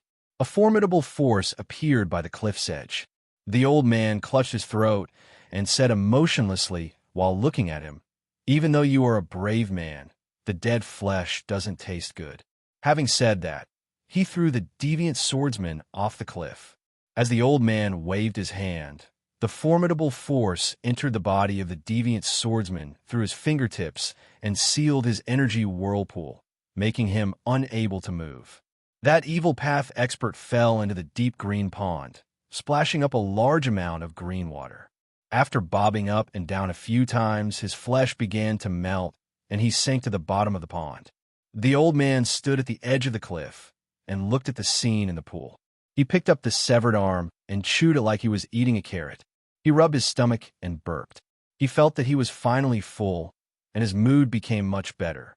At this moment, there was another movement in the green pond at the bottom of the cliff. A figure that looked like a white fish swam up silently, breaking through the dense green duckweed and swimming to the edge of the pond. The man brought out an object from the bottom of the pond. It had a strange shape, like a tree branch that had been struck by lightning, or a long reef. Looking at this thing, the person said, with his back facing the old man on the cliff, he stood up. His body trembled slightly, and the poisonous pool water evaporated into smoke, disappearing without a trace. The man took out a white robe and put it on. Then he brushed his right hand across his face and used the energy sword to conceal his true appearance. Only then did he turn around.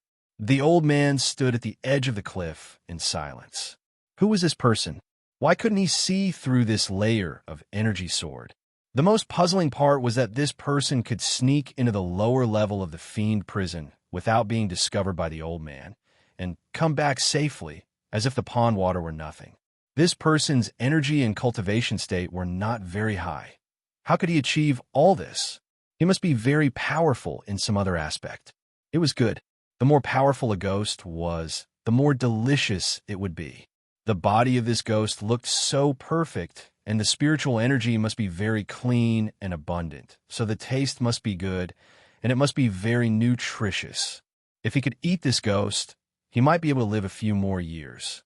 Thinking of this, the old man revealed a greedy expression in his eyes, and saliva dripped down from the corners of his mouth, giving off a disgusting smell. In the quiet room of the Justice Hall of the Guochang Temple, the great Grand Master of the mysterious dark sect put down the Buddhist script in his hand and looked at the young man by his side. He found that San had something on his mind. This was a rare occurrence. It didn't mean that San seldom thought about things on his mind. It was that the world wouldn't even notice San was thinking about how to destroy this world. The fact that San had something on his mind showed on his face meant that it was an important matter, or in other words, very important to him. He didn't act like this even when the Queen of the Snowy Kingdom gave birth. The great Grand Master of the mysterious dark sect squatted before San and asked gingerly, "What is it?" San said, "I sent a letter to the fiend prison." The great Grand Master of the mysterious dark sect knew that San was doing something through Bulo Lin, but he didn't know that it had something to do with the fiend prison. Though he was surprised, his expression was as calm as usual as he had been many times before. In the next moment, he found that his reaction was wrong, and he displayed a shocked expression. He noticed that San didn't notice it and felt relieved, saying, "It's the fiend prison." The great Grand Master of the mysterious dark sect remembered clearly that San packed his luggage and was about to leave that day. Did it have something to do with the matter of the fiend prison? San's cultivation state was too low, and he would be in danger if his identity was exposed. As such, the great Grand Master of the mysterious dark sect seldom took action in person. Back when the destruction of the cloud platform occurred, the great Grand Master of the mysterious dark sect merely went to the foggy island and had a short conversation with Shi Wang Sunday. What kind of important matter required his personal involvement? Insen didn't say anything more and walked toward the isolated room. He passed through the shadow of the pine forest and arrived in the pagoda forest. He took out a scroll of Buddhist script from his sleeve and put it into a stone pagoda. It was then that the evening bell rang out in the Guocheng temple, signifying the end of the evening classes. As the distant bell rang out, Insan walked out of the temple and came to the outside of the vegetable garden. Looking at the house that seemed to be ablaze in the twilight, and thinking of the burning underworld river in the underground, he fell silent for a long time. The mosquitoes in the fiend prison hadn't brought back the soul fire of the king of the underworld for 3 years, and the faint cries could be heard on both sides of the underworld river. Yet, the great grandmaster of the mysterious dark sect thought that the king of the underworld was still alive, which confirmed his speculation that Jing Jiao had gone to the fiend prison in order to solve the problem of the sword ghost. Ever since he guessed that Jing Jiao had gone to the fiend prison, the great grandmaster of the mysterious dark sect had started his plan. He did less this time, and it was simpler. He asked Bulo Lin to send a letter to the fiend prison. As long as Jing Xin was not a fool, he would tell the Zhongzhou school about it. No matter what the Zhongzhou school thought, they would investigate the letter, which meant that the letter was sent to the fiend prison. The quarrel could be heard behind the courtyard wall, and the smell of cooking oil could be smelled. It was unclear what the fat monk had eaten secretly. Insan thought that who could resist eating the delicious food in the world? That dragon would find a way to swallow Jing Jiao. But it would be hard for him to swallow it. It would be chaotic then. Zhaoga City would experience an earthquake. Jing Jiao would die. The ultimate old dragon. The king of the underworld would die. This was what he wanted to see. He was fully aware of the greed of that dragon, and he had confidence in Jing Jiao. The only problem was that he didn't know the situation in the Taichung prison. The bell rang out again in the Guocheng temple. Looking at the twilight, he thought that Jing Jiao could only rely on himself.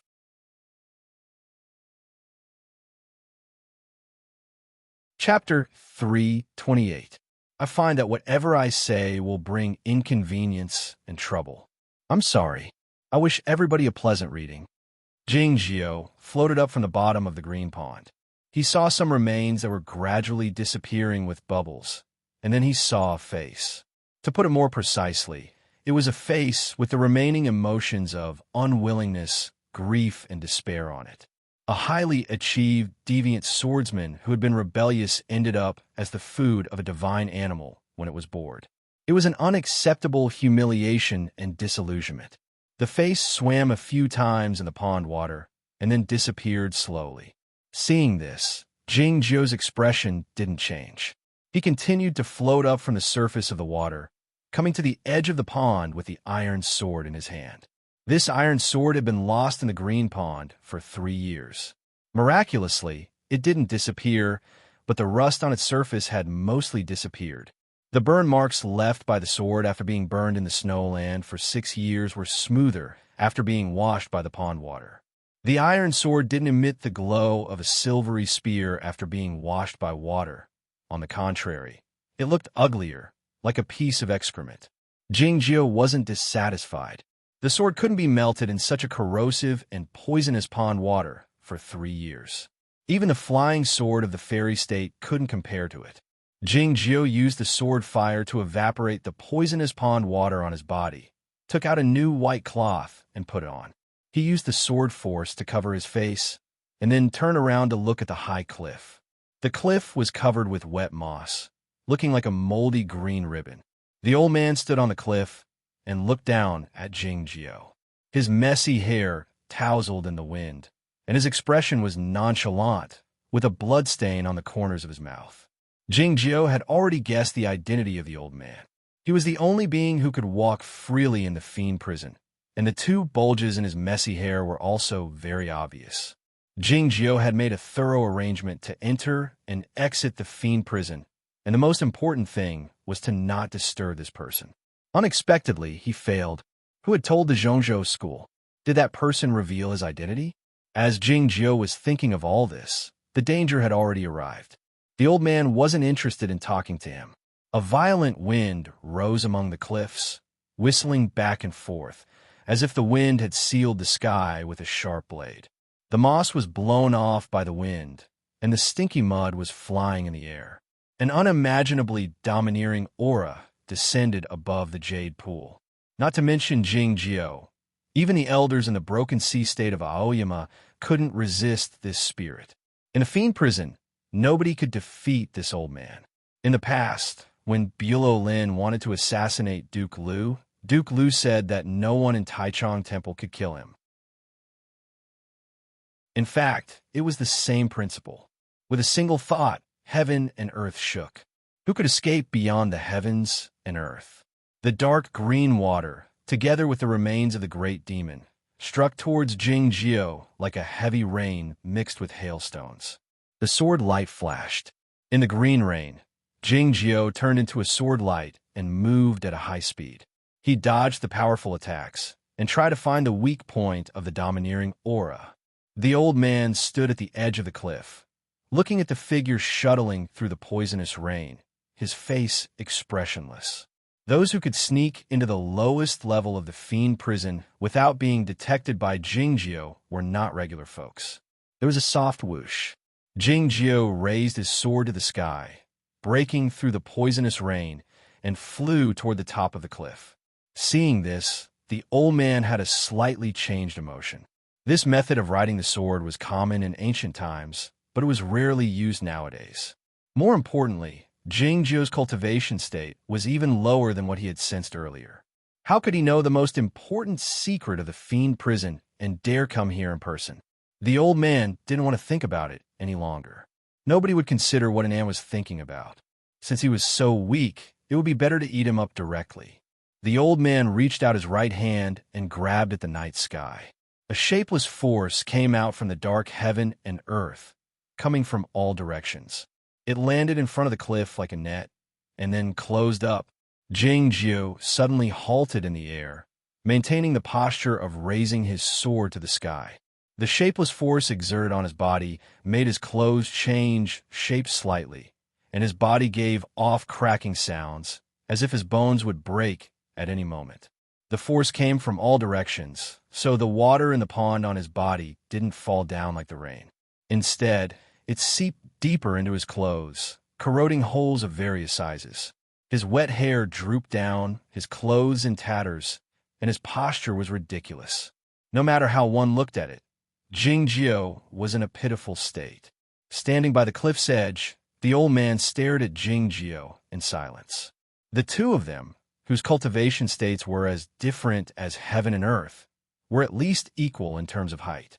It was the same for their demeanor. Jingjiu was quite calm, devoid of any fear in his eyes.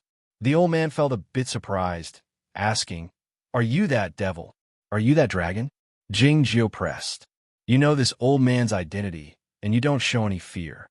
It looks like you have some background." The old man continued expressionlessly. "I'll let you be eaten in your best condition to show my respect to your master." Jingjiu knew that this was the price he had to pay for letting the old man stay in Jiaoga City. The price was that the prisoners of the fiend prison would become the food of the old man after they died. The Zhen Yuan and energy of the deviant swordsmen and the devil men of the underworld would be digested by the old man and turned into the purest energy to prolong his lifespan. Jingjiu had thought of this matter when the energies in Lu Shisui's body conflicted with each other. Besides the old dragon of the Zhongzhou school, the dead dog was the only one who could transform the filthiest and most complicated devil energy into the purest Taoist energy. It was true that this old man in the fiend prison was the divine guardian animal of the Zhongzhou school, the old dragon, or the spiritual soul of the old dragon. Jingjiu said, "According to the original agreement, you can only eat the dead." The old man felt surprised that Jingjiu knew about the matter so long ago, saying, "When I eat you, you will die of course." Thinking of the resentful and indignant face in the pond, Jingjiu remarked, "It turns out that you have been violating the agreement all along." The old man said, "A living person is of course more delicious than a dead one. Aren't you afraid that the Zhongzhou school will punish you according to the school rules?" Jingjiu asked. "Nobody can leave the fiend prison alive. This is the rule set by the great Master Bai. Who knows if I will eat a living person or a dead one? The old man laughed out and then opened his mouth. His mouth was wide open, bigger than his body. He looked like a snake preparing to eat. The shapeless force grabbed Jingjio and brought him to the edge of the cliff. The old man's mouth was full of saliva, smelly and full of protruding sarcomas. The lines on the sarcomas looked like the human brains. More terrifyingly, for sharp fangs protruded from his flesh and blood, which were the dragon fangs. Seeing this, Jingjio's countenance remained unchanged as he asked, "Don't you want to know why I came here?" One of the sarcomas in the old man's mouth suddenly split open and turned into a mouth, making an awful sound, full of disdain and mockery. "I won't ask even if you want to tell me, because I will use the method of soul-searching to obtain your memory fragments. The extreme pain and the accompanying fear will make your blood and energy exceedingly vigorous. Like I said, such a fine material like you should be eaten by me in the best condition, so that you can be used to your fullest potential. If the masters of your Oyama sect learn of this, they should thank me. The method of soul-searching could hardly obtain the complete memories of one's previous life, but the cultivation practitioners who were subjected to the method of soul-searching would experience the most painful mental torture." The old man didn't want to hear what Jingjio had to say, so he used the method of soul-searching to torture Jingjio. It was because he had already guessed the origin of Jingjio. The lower half of Jingjio's body was already in the old man's mouth. The sharp fangs aimed at his waist, but his expression was still calm as he said, "So that's how it is. All the pain you intended to inflict on the disciples of Aoyama will be returned to you." Those were the hardest dragon fangs in the world, able to even pierce through immortal-grade magic treasures. Even if these dragon fangs weren't the real thing, no cultivation practitioner could endure it with their body. The old man's eyes showed a cruel and mocking expression, and then he bit down. There was a loud bang. In front of the cliff, the wind howled, lightning flashed, and thunder roared. The loud noise came from the clash of dragon fangs. A shrill cry of pain followed. The old man covered his mouth, blood flowing from between his fingers. His face was pale, and he was extremely shocked. So hard. He looked in front of him. Jingjio had already disappeared. The old man was both shocked and furious. His spiritual sense swept over and found that the other was already several miles away. He shouted, "Don't even think about escaping."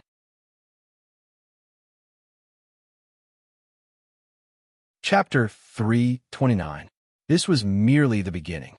Since this statement was so powerful, the next step would be to turn around and fight until the winner and loser, or even the life and death, were determined. Having said this, Jingjio glided toward the darkness of the night, disappearing without a trace like a ghost. The old man loosened his hand covering his mouth, and the fresh blood dropped onto the ground, turning into green smoke and disappearing. In his palm, there was a small piece of jade-white object, which should be a broken piece of the dragon tooth. Jingjio's body was so hard that the dragon tooth couldn't penetrate it, and it broke apart. The old man lifted his head to look at the darkness of the night, his eyes resentful, but his face didn't show any anxious expression. Though he didn't know what had happened at the lowest level of the fiend prison, nobody here could escape his perception. He knew where Jingjio was at the moment. The resentment in his eyes turned into a lethal intent. As he waved his sleeves, the darkness of the night started spinning. Like a wisp of smoke, Jingjio arrived in front of the broken cliff in a few minutes. As long as he leapt up to the top of the cliff, he would be able to return to the first level of the fiend prison. His figure suddenly disappeared. As he reappeared, he was already in the middle of the broken cliff. In the next moment, he arrived at the top of the cliff. The wind here was still as hot and dry as ever. Looking at the slightly reddish sand under his feet, Jingjio found that he was still on the second level. He didn't pay any attention to the gazes from the cells in the distance. He figured out what had happened after some thought.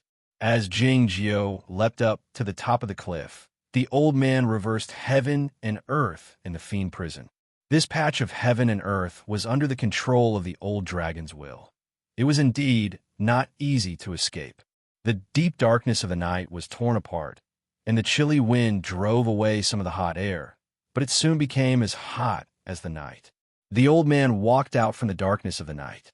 Jingjiu leapt in another direction without hesitation at a very fast speed, but he was bound by an invisible force before he could get too far. At the moment, he was like a moth that had bumped into a spider's web. The old man appeared in front of Jingjiu and said while staring at him expressionlessly, "As I said, you can't escape." Jingjiu didn't say anything. Feeling the pain in his mouth, the old man thought that he had guessed what Jingjiu was thinking. So he sneered and said, "There are countless ways to kill someone." As soon as he finished speaking, a domineering aura tore through the night sky like a violent gale. The sky slowly descended and the ground slowly rose. The invisible pressure from heaven and earth came from all directions, like countless heavy iron plates pressing down on Jingjiu's body. No matter how sharp or hard an object was, it could only work on a tangible object.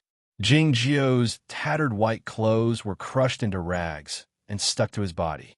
His hands that were exposed from the cuffs were extremely pale, without a trace of blood. The old man's eyes became colder and colder, and the pressure of heaven and earth became heavier. Jingjiu's face was obscured by the sword force, and his facial features could not be seen clearly. However, one could vaguely see that there was a pink tint spreading from his face. "It should be blood," the old man said. "So you are someone who can die. I am a human, so of course I will die." Jingjiu looked at him and said, "But as I said, this is only the beginning. If you want to kill me, you'll need more time and more methods." After saying this, his body began to tremble slightly, like a formless flame that was swaying with the wind, about to be extinguished at any time. With a soft hum, the pressure of heaven and earth fell on something, stirring up countless dust clouds. The formless flame was extinguished, but in the next moment, it was reignited elsewhere. Jingjiu disappeared before the old man's eyes and reappeared several li away. Seeing this, the old man showed an expression of disbelief. How could a man avoid heaven and earth when he was in this world? What was even more shocking was that this Aoyama disciple's speed was even faster than a flying sword, almost surpassing the concept of time. How'd he do it? Thinking of these things, the old man stepped into the darkness. With a single step, he had already traveled several li, appearing before Jingjiu. With a grave expression, he said, "You're indeed fast, but you're still not as fast as me. In terms of speed and movement, the escape method of heaven and earth of Zhongzhou School was undoubtedly the best, and the old man had practiced the escape method of heaven and earth to the extreme. Even the unicorn and the center sect master were not as good as him. More importantly, this was the fiend prison. With the help of the escape method of heaven and earth, the old man could appear at any place, almost regardless of time. Jingjiu had used the underworld fairy sword, which he had practiced diligently for 3 years in the lower level of the fiend prison to escape from the dragon teeth and to avoid the encirclement of heaven and earth. The foundation of the underworld fairy sword was the control of soul fire, which was why it was so elusive and hard to track down. It could move a few li in an instant like a ghost. This was the first time the underworld fairy sword had appeared in the world. This peculiar method of the sword ghost displayed an incredible effect and potential, but unfortunately, it encountered the fastest old dragon in Chaotian. Jingjiu didn't feel regretful, nor did he feel frustrated or hopeless. The expression in his eyes was calm, even expectant. This was a rare occurrence. The old man struck again. Heaven and earth encircled him again. Jingjiu's body became lighter again, as if it had turned illusionary, like a swaying, shapeless flame. He disappeared from the original spot, and as he reappeared, he was already a few li away. A moment later, the old man walked out from the darkness of the night and slapped at Jingjiu's head with his palm. Before the huge palm that looked like a dome could touch Jingjiu's body, Jingjiu's cloth ruffled slightly, and he leaped a few thousand feet away like a ghost. The old man clenched his right hand expressionlessly. The gigantic palm brought with it a whistling gale, crushing the space within a radius of several thousand feet. At the most dangerous moment, Jing Jiao flashed away, leaving only a piece of his sleeve behind. It drifted down to the ground with the wind, turning into dust and disappearing into the sand. The old man chased after him. In the darkness of heaven and earth, the figures of Jing Jiao and the old man appeared and disappeared one after another. They were engaged in the most dangerous pursuit in silence. The fiend prison was nevertheless the territory of the old man. No matter how unpredictable the underworld fairy sword was, it couldn't evade the encirclement of heaven and earth every time. Jing Jiao was hit a few times and was wounded badly. Yet, Jing Jiao's speed grew faster and faster, and he was always able to evade the most dangerous situations by employing an unimaginable method, and he even left the old man further behind. The old man had a terrible look on his face. Based on his status in the cultivation circle, it was extremely humiliating for him that he couldn't catch such a weak opponent after such a long time. The formidable power of the underworld fairy sword was the main reason. Yet, it was also because the old man couldn't employ his most powerful methods in the fiend prison, which made him feel aggrieved and even angrier. He even felt that this young man would be able to escape if he kept pursuing Jing Jiao. The old man suddenly halted his steps and opened his arms with his eyes closed, exuding an exceedingly formidable energy, communicating with heaven and earth in the distance. Dozens of silhouettes turned back to their original forms, and the figure of Jing Jiao reappeared in front of the broken cliff.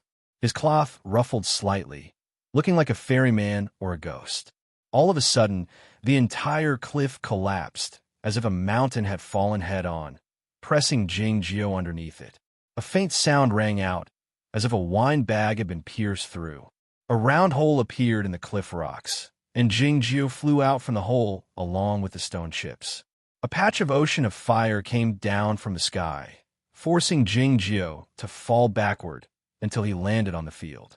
Jing Jiao was covered with sand and dirt, his clothes in tatters.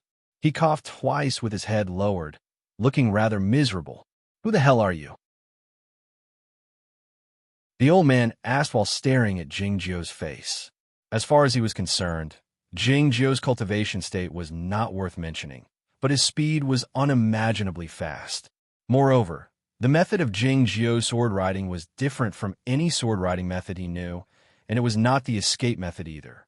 As such, the old man couldn't even see through it.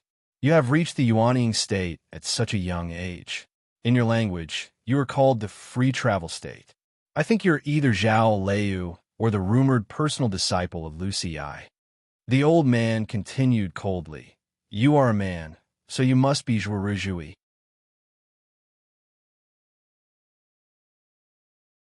Chapter 330. The Zhongzhou school and the Aoyama sect had been competing for the leadership of the orthodox sects for many years, so they paid close attention to each other's magic methods. The old man was well aware of the energy of the sword style of the Aoyama sect. As such, when Jing Jiao rode the sword to the surface of the pond, the old man could tell that he was a disciple of the Aoyama sect. After some thought, he figured out the identity of Jing Jiao. The Aoyama sect has sent someone to meet the king of the underworld in private. Does it intend to collude with the underworld? The old man sneered. "You're right.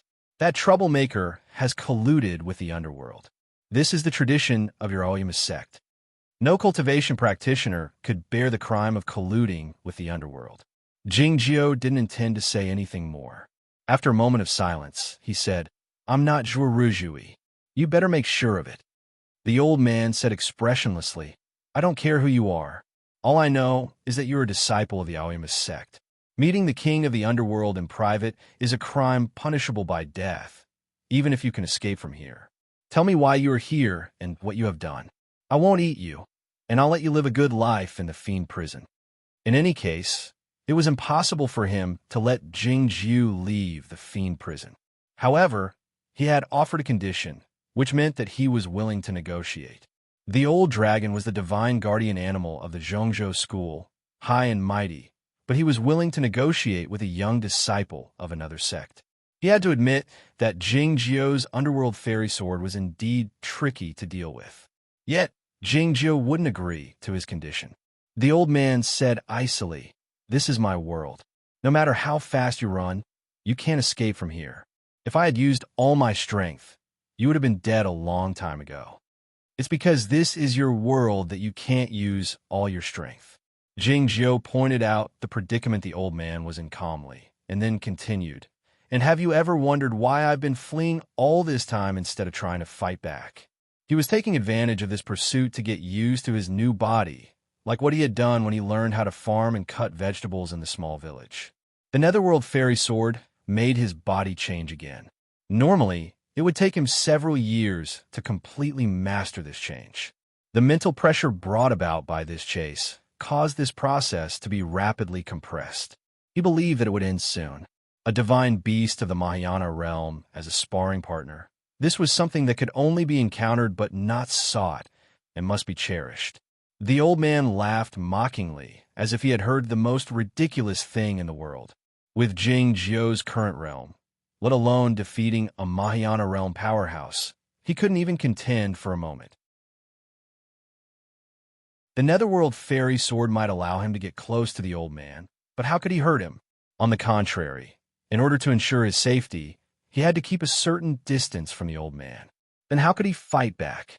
The heaven and earth in the fiend prison belong to you, so I can't escape no matter how fast I can run.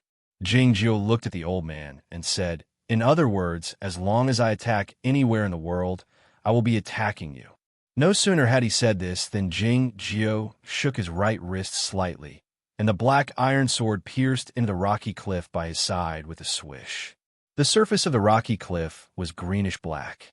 It had been baked by the high temperature all year round and hit by the strong wind, so the surface looked like flowing lines. Some of the lines split open, exposing the pink stony skin inside, which looked as disgusting as the festering flesh wall. Jing Jiu's sword pierced right into the crack. The iron sword, which was not so sharp, pierced through the pink stony skin, splashing out a bit of bright red liquid. It didn't look like blood, but more like lava. The old man's body trembled as if he had been struck by lightning, his eyes full of anger and shock. "What are you going to do? You be *TCH, he yelled. "You're going to use the soul-searching method after you know I am a disciple of Aoyama, in order to let me experience the pain of having my spiritual soul sliced into pieces." Jing Jiu continued while looking at him. "It looks like the great grandmaster of Zhongzhou school has a serious hostility toward Aoyama." The old man yelled sternly, "So what? I don't like the flying grasshoppers of your Aoyama at all. I'm so annoyed just by looking at you. I want to burn you all to death." Jing Jiu said, "I understand. I don't like the old man of Cloud Dream Mountain either. It's fair. You want to hurt me, so I'll hurt you. It's also fair." In the beginning, the old man was going to swallow Jing Jiu and then use the soul-searching method to read his memory fragments. Jing Jiu had said that all the pain he intended to inflict on the disciples of Aoyama would be returned to him. Jing Jiu moved his wrist slightly. The iron sword turned half a circle in the crack between the cliffs. The pink inner wall became even more rotten, and the magma-like liquid gushed out. The old man let out a muffled groan. Beads of sweat came out from his forehead, but were blown away by the wind. His voice was trembling. "I am the heaven and earth, so vast that this injury is not even as big as a mosquito bite. Do you think this pain will—" Ah! All of a sudden, he screamed in pain.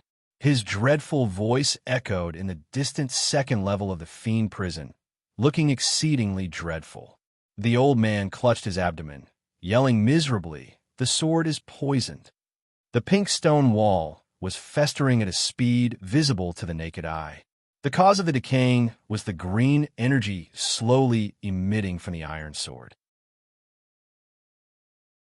What kind of poison could make a divine guardian animal feel so much pain?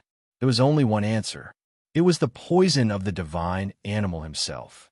In other words, that pool of emerald green water. The iron sword had been soaked in the pond water for 3 years, but it wasn't corroded. Instead, it absorbed the poison in the pond water. Now this sword was like a ghostly claw reaching out from the underworld river. It could make people feel so much pain that they would rather die than live. The old man's face turned pale due to the pain.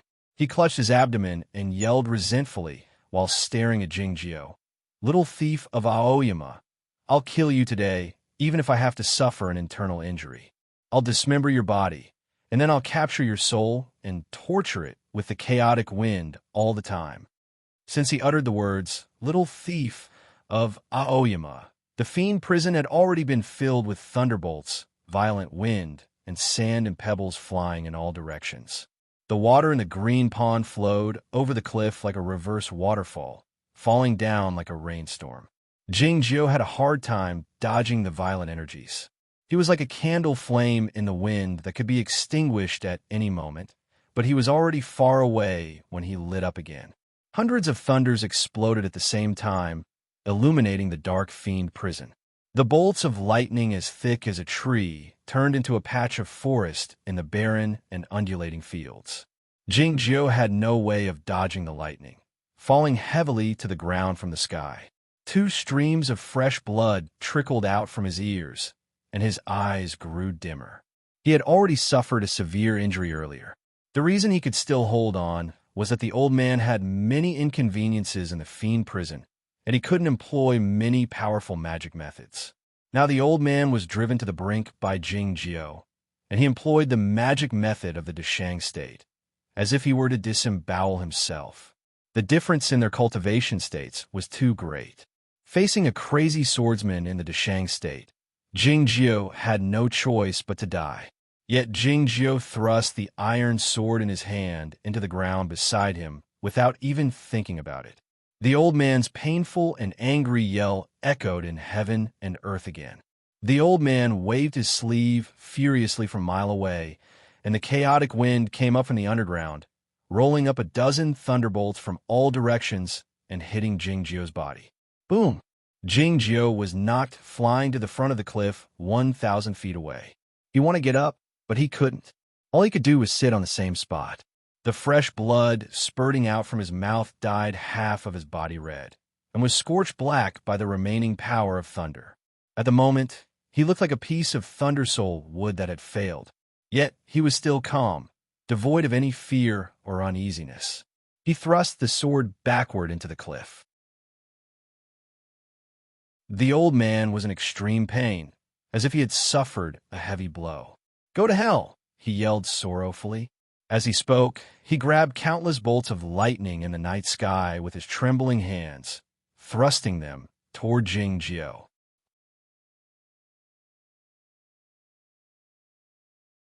Chapter 331. Zhaoga City was enshrouded in the darkness of the night, and it was the darkest moment before dawn. A crisp sound suddenly broke out in a manor house not far from Taichung Temple, as if something had been smashed to pieces. Duke Lu woke up from his sleep and propped up his upper body. Looking at the precious ceramic where that had been smashed into a dozen pieces, his expression changed abruptly. Who would suddenly visit him in the middle of the night? Was it the return of the immortal master Jingjio? He suddenly felt a bit dizzy. After getting up, he felt a bit better, but he heard a commotion outside the door. Realizing something was wrong, he pushed open the door and found the State Duke Manor was in a mess. The newly lit lanterns illuminated the corridors one by one. Lu Ming hurried over with the caretaker and others, his hands still fastening his trousers. "What's wrong?" Duke Lu asked his son with a grave expression. Lu Ming said, "It was an earthquake. It was very violent just now." By now, State Duke Lu realized why he felt a bit dizzy after he woke up. More and more people in the State Duke Manor woke up, leaving their rooms and coming to the courtyard with bewilderment or fear. The situation outside the State Duke Manor was similar. The awakened populace came to the streets one after another, holding their children and holding the hands of the elderly, their clothes disheveled. Though they rubbed their eyes, they didn't feel sleepy anymore. The bell echoed in the streets as a warning. The sound of hooves could be vaguely heard in the distance. The magic army was gathering to maintain the order. The officials of the inspecting Deep Bureau entered the palace in a hurry. A moment later, The officials of the Pure Heaven Bureau went to various places in Xiaoga City, and the most powerful energy went to Taichung Temple. Xiaoga City woke up before dawn. Duke Lu walked into Taichung Temple, his expression terrible, perhaps because he didn't sleep well. The official on night duty was quite impressed, thinking that the state duke was so busy that he came before all his subordinates arrived. What he didn't know was that many important figures had already arrived at Taichung Temple. "Are you sure the source of the earthquake is down there?" asked Duke Lu while staring into Zhang Yi's eyes. Zhang Yi was the chief commander of the Pure Heaven Bureau, so he was under the same pressure as Duke Lu. "I don't want it to happen either," he said with a terrible expression. An official of the Inspecting Abyss Bureau looked at the ritual implement in his hand and said, "The source of the earthquake is 17 miles below us." "I don't understand where." Before he could finish, he was interrupted. Duke Lu said to his subordinate, "Lord Jiang, please leave." After the officials of the Inspecting Abyss were taken away, the Duke of He, who vaguely knew the inside story of Taichung Temple, said, "Could it be that the divine dragon has awakened?" Duke Lu looked at him as if he was looking at an idiot. The Song Dragon had never slept, so how could he possibly wake up? A man suddenly appeared in Taichung Temple. His breath was calm and powerful. Zhang Ai stepped forward and bowed. "Senior brother Yu." The man was Yu Qianmin, the head of the Qianyuan Valley of Zhongzhou School. He was an expert in the void training realm and had a very high status. Now, he had another identity as a guest of Prince Jing Xian's residence. Yu Qianmin said with a grave expression, "Why haven't you gone in yet? What are you doing here?" The status of the head of the Qianyuan Valley in Zhongzhou School was similar to that of the master of the Shanghai Peak in Aoyama sect. Though Zhang Yi was the chief commander of the Pure Heaven Bureau and an important figure of the imperial court, he was still a good-for-nothing young brother in Yu Qianmin's eyes, so his attitude toward Zhang Yi was quite casual. The Fiend Prison was located at the bottom of Taichung Temple. The sudden tremor meant that something had happened, so the Zhongzhou School was worried. Duke Lu suddenly said, "I'll take care of it. Elder Yu, please calm down." Yu Qianmin said with a cold expression in his eyes, "State Duke should know the relationship between the Fiend Prison and our sect." Duke Lu said, "Elder Yu, you haven't forgotten that the agreement between the Imperial Court and Cloud Dream Mountain stated clearly that the Fiend Prison is managed by Taichung Temple." Given Yu Qianmin's status, he was not afraid of a state duke. The expression in his eyes grew colder as he demanded, "What if I insist on going in?" Duke Lu said with the same expression, "I will stop you then." Yu Qianmin's gaze fell on Duke Lu's sleeve, and he laughed out of extreme anger. "Are you going to use the magic treasure of our Zhongzhou School to beat me? An elder of Zhongzhou School?" There was a powerful magic treasure in Duke Lu's sleeve called the Slanting Wind and Drizzle. The Slanting Wind and Drizzle was a gift from Zhongzhou School to Taichung Temple. The atmosphere suddenly grew tense. Duke Lu furrowed his eyebrows slightly and started to persuade both sides.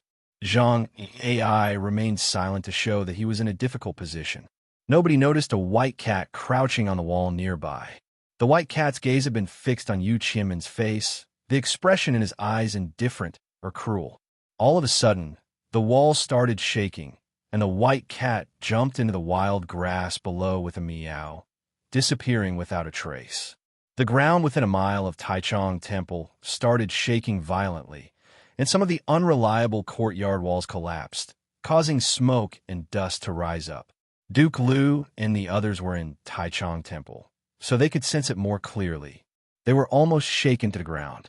The expression on Yu Qianmin's face changed slightly, and he was about to barge into the deep part of Taichung Temple.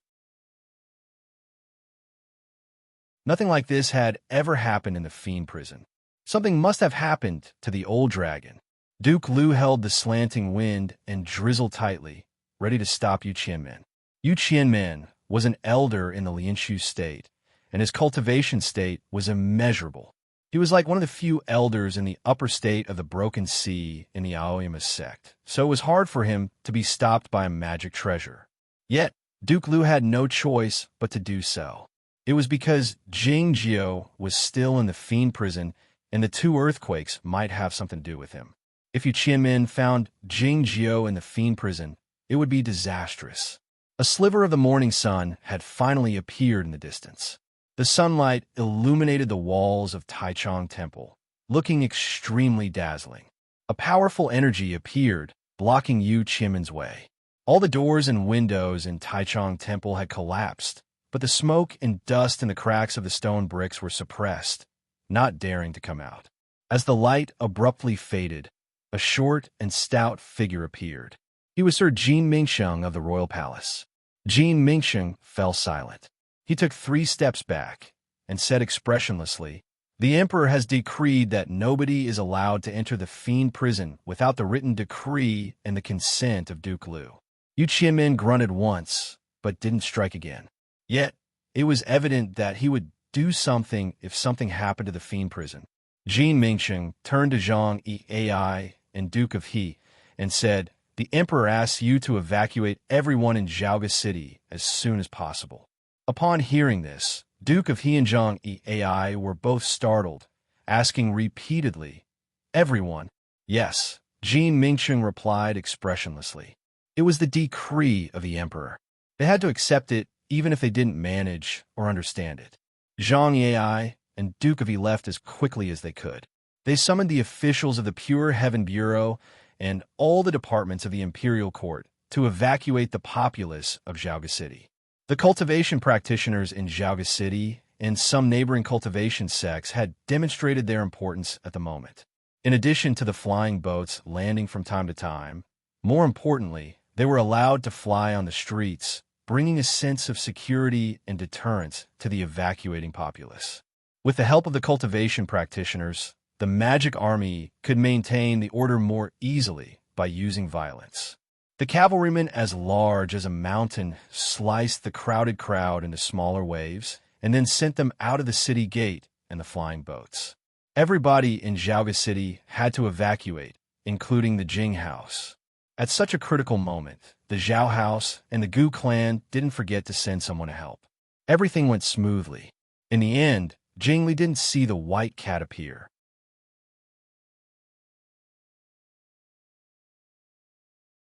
Chapter 332. Everybody in Zhaoge City was evacuating, but the royal palace remained quiet. The people in the royal palace didn't leave for a reason, both mentally and rationally. It was also because the royal palace was protected by the great formation set up by the 7 major sects, which could even defend against a strike from the heavenly arrival state. Knowing all this didn't mean that they could get rid of all their fears. Another earthquake occurred. The beams and pillars in the palace creaked, and the dust rose slightly. Countless palace servant girls screamed in the royal palace. The screams didn't die down until the eunuchs walking among the halls scolded them sternly. The magic army stood on the wall of the royal palace with the divine crossbows in their hands, watching the surroundings vigilantly, paying no attention to what was happening behind them. The royal palace was as quiet as a graveyard without any sound, and it was frightening. Standing in front of the grand hall, royal concubine who showed a hint of fear on her face as she looked at the changing clouds in the sky. She didn't know what had happened in Zhaoge City, but something serious must have happened since the great formation of the royal palace had been activated. "Please continue, Your Highness." Gu Qing's voice rang out not far away. Royal concubine who turned around and saw her son squatting by the window, ready to punch. She couldn't help but feel startled. She walked to the side of Gu Qing and asked in a low voice, "Mr. Gu, should we postpone today?" The most important step on the path of cultivation is to hold fast to the Tao heart. Even if the royal palace collapses in front of you, you have to remain calm and steady. Gu Qing's voice was very calm, like the spring water on Shima Peak. Royal concubine who admired him very much, thinking that he was indeed an immortal master of Aoyama. He was so calm, even though he knew something serious was happening in Zhaoge City. She didn't know that Gu Qing was extremely nervous, even though he looked calm. If he didn't clench his fists tightly behind his back, he would have started trembling. The sudden earthquake in Zhaoge City, the activation of the great formation of the royal palace, and the chaotic energy in the sky. Jing Jiao vaguely guessed that it had something to do with his master, whom he hadn't seen for a long time. How could he not be worried? To conceal his feelings, Gu Qing focused more on teaching Prince Jing Yao in cultivation. Royal concubine who watched by the side, feeling more and more uneasy. A eunuch reported in a low voice. She knew that the people outside the royal palace were being evacuated, so she couldn't help but leave in a hurry. All the eunuchs and palace maids were ordered to stay in their respective halls and were not allowed to go out without permission. The imperial palace was especially quiet.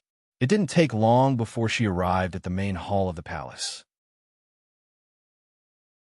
She bowed to the bright yellow figure and said, "Your Majesty, I know what you want to say. Don't worry, it's not a big deal. If there's really something, I can't leave." The emperor walked past her and came to the front of the hall, looking at the rising sun in the distance. The morning light fell on his beautiful face, and his eyes emitted a strange light. His royal aura was vast and mighty, just like the rising sun. Looking at the back of the emperor, the admiration in royal concubine whose eyes seemed to overflow. She didn't say anything else. She walked to the emperor's side and stood there quietly, looking extremely obedient. The divine emperor reached out and stroked her head. Royal concubine who laughed out and rubbed her head against the emperor's palm, looking extremely adorable. Suddenly, the ground shook again, and a creaking sound came from the depths of the hall. Even with the protection of the formation, it was still like this. One could imagine how shocking the tremors outside the palace must be. Royal concubine whose face turned slightly pale. She reached out her hand reflexively and grabbed the emperor's sleeve. The emperor glanced at her affectionately and summoned his spiritual will slightly. An object rolled out from his sleeve and landed in royal concubine whose hand. The object was round and looked like an egg, but its outer shell exuded a jade-like glow, looking extremely beautiful and marvelous. Royal concubine who asked in surprise, "What is this?" "This is the jade egg of the rosefinch," said the emperor. Royal concubine who was startled. The rosefinch was a kind of divine bird. Like the old dragon and the unicorn of Zhongzhou school and the round turtle of the Aoyama sect, they were all the most ancient and highest state beings. The last rosefinch in Chaotian had died 10,000 years ago due to the heavenly fire. Unexpectedly, it had left an egg behind. Thinking that there might be a small rosefinch in the egg, royal concubine, who felt extremely nervous. Her hands trembled slightly as she yelled, "What are you doing to me? Take it back." Feeling anxious, she didn't even call the emperor Your Majesty. Instead, she sat up together like she did last night. The emperor laughed heartily, saying, "You keep it warm for this emperor, and let's see when it will come out." Royal concubine who calmed down a bit and said angrily, "I'm a fox. I don't know how to hold nest." On the second level of the fiend prison, the night was as dark as ink, and it was hard to see anything. But for some beings, this place was no different from daytime. The old man, transformed from the spiritual soul of the old dragon, hovered in the sky, his cloth ruffling slightly. Looking at Jing Jiu lying on the ground, he said with a cruel and satisfied expression in his eyes, "I've finally caught you, the mosquito." With the help of the underworld sword fairy, Jing Jiu appeared and disappeared from time to time, and his whereabouts were hard to detect. Every time he appeared, he would use the iron sword to damage a part of the fiend prison, which was to injure the old dragon once. This was similar to the style of the mosquito. In addition to the cruel and satisfied expression, the eyes of the old man also contained two emotions, greed and resentment. The greed was because he wanted to eat Jing Jiu immediately, and the resentment was because he felt really uncomfortable at the moment. The fiend prison was full of cuts made by Jing Jiu with the iron sword, which were equivalent to wounds. In comparison to the formidable body of the old dragon, these wounds were not worth mentioning, and the poison on the iron sword wouldn't be able to kill him even after 1,000 years. Yet, those wounds were very painful after being corroded by the pond water, and they were extremely itchy. At the moment, he was like an elephant with many cuts on the tree branches, and those ants were drilling into those cuts.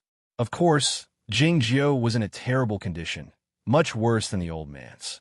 Jing Jiu had lost a great deal of blood after being struck by countless bolts of lightning. His entire body was scorched black, with the bright electric sparks still remaining on his body. He was on the brink of death.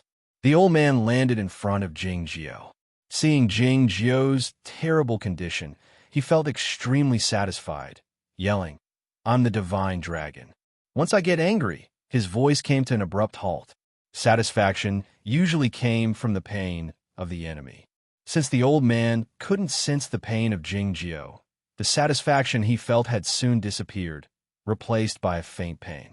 Jing Jiu looked terrible indeed, even worse than the failed Thunder Soul would. He was like the firewood in the village that had been soaked by the rain and burned in the stove for 2 days and 1 night. Yet, the expression in his eyes was still as calm as before. Even though his eyes looked a bit dimmer because of the loss of vitality, they were still as calm as a lake. His expression was still as calm as a lake. He was lying on the ground, but he seemed to be looking down at the old man. Even though he was begging for food, he was still a noble young master. As long as he could keep his eyes open, he didn't care about you. This was probably the feeling.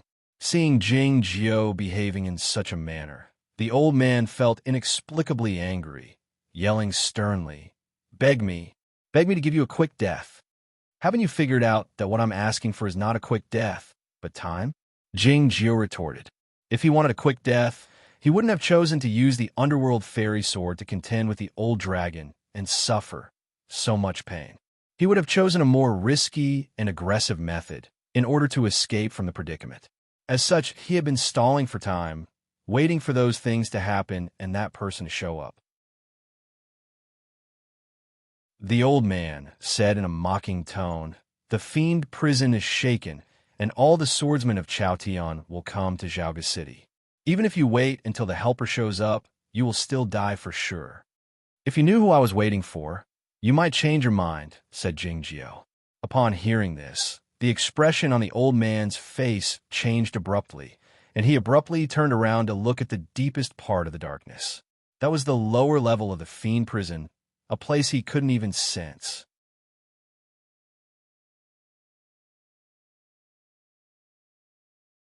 Chapter 333. During the latter half of his stay behind closed doors in Aoyama, Jing Jiu had already calculated the trip to the fiend prison. If nothing unexpected had happened, he would have returned to Aoyama noiselessly and lay on the bamboo chair by the cliff edge of Shinma Peak, waiting for the news from Zhaoga City. Yet, something unexpected had happened. Someone predicted that Jing Jiu had sneaked into the fiend prison and informed the Zhongzhou school. That person should be senior brother. He had a general idea of what his big brother intended to do, and he had also figured out how he should leave the fiend prison.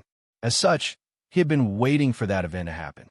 If the old dragon chased after him crazily when he left the fiend prison, the populace in Zhaoga City would suffer great casualties. He did not care about the world, nor did he want the world to suffer because of him. Though he was fully aware that destroying the fiend prison would cause a great commotion and attract many swordsmen of Chaotian, he still did it. The earthquakes in Zhaoga City continued, and the imperial court evacuated all the residents of the city. This was what he had been waiting for. Then, he began to wait for the king of the underworld. When he left the Verdant Valley, he received a gift from the king of the underworld, a bouquet of lilac wildflowers. This was an accidental decision he made after practicing for 3 years in the fiend prison, and it was not something he had thought of when he stayed behind closed doors in Aoyama. It seemed that this accidental decision had become his greatest hope for leaving the fiend prison. The bouquet of lilac wildflowers was swaying in the wind. The wind had already picked up, and it was time for him to leave. "I hope you like the gift I prepared for you," Jing Jiu told the old man. The old man sneered and said, "That's impossible.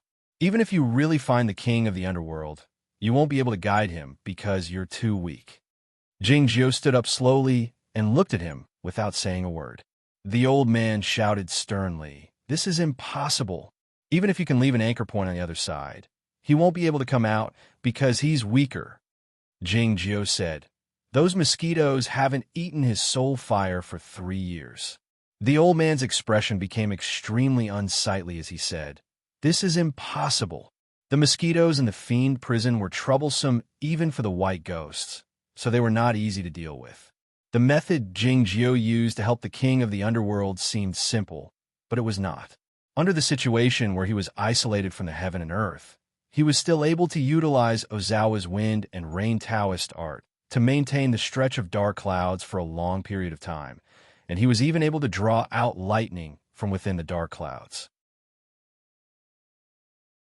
Even though there was the effect of the bell, it still relied more on his comprehension and grasp of the truth of the heaven and earth. This level of comprehension and mastery could only be achieved when one reached the heavenly connection realm. Whether it was finding the king of the underworld, leaving a mark in the nirvana realm, or driving away the mosquitoes, they were all things that were almost impossible to achieve. That was why the old man said impossible 3 times in a row. However, Tai Pingzhen was the one who had planned all of this back then. Today, it was Jing Jiu who had come to do this. In front of these two people, what was impossible in this world? The old man looked at the darkest part of the night. His face was so dark that it was almost darker than the night. What should have happened had already happened. Jing Jiu brought the iron sword back into his body. This was the first time he had done this. He flew toward the night sky, his figure as fast as a ghost, and it was hard to describe.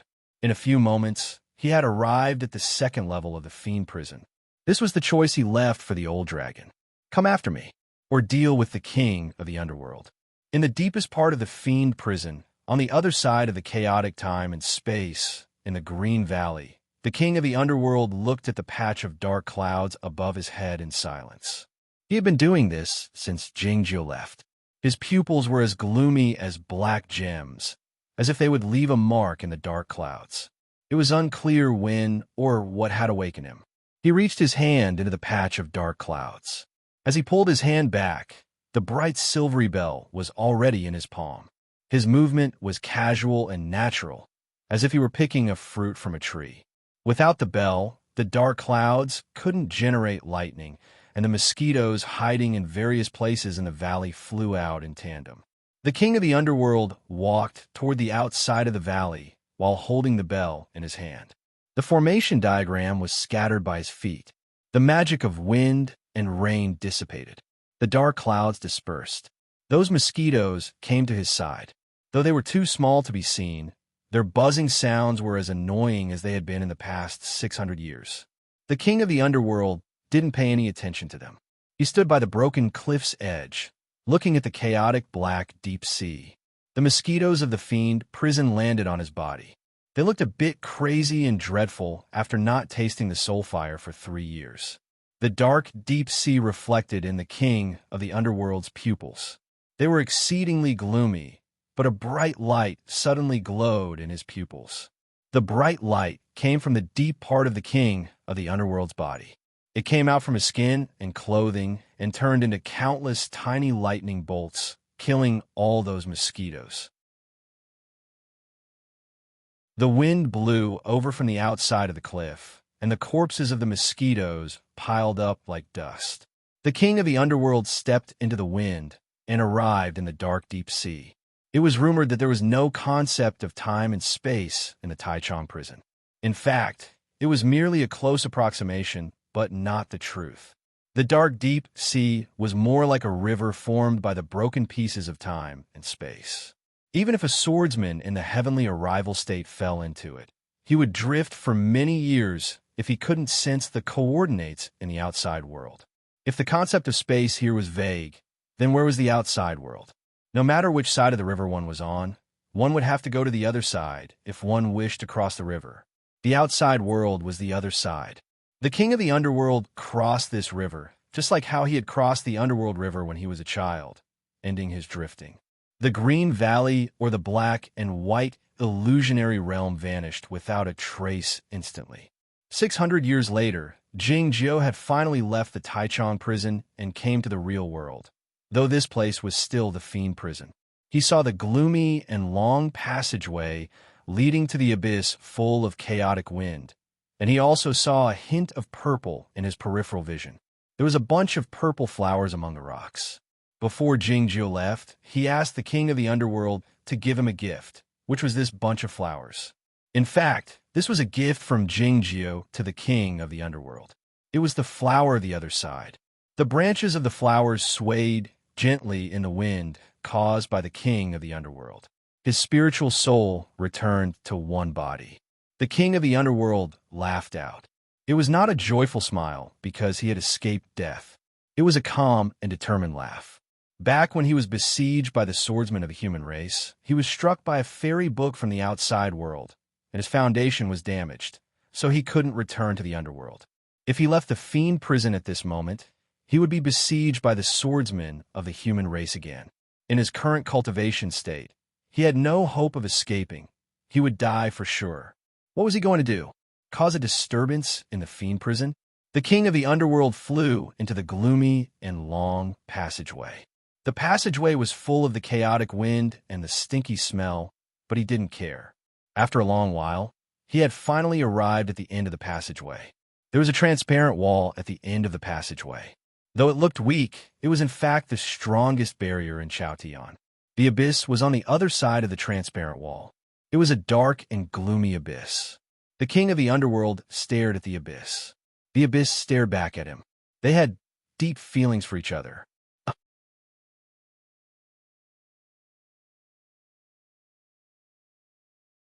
Chapter 334. The earthquake in Zhaoga City continued. Yu Qianmen felt even more anxious.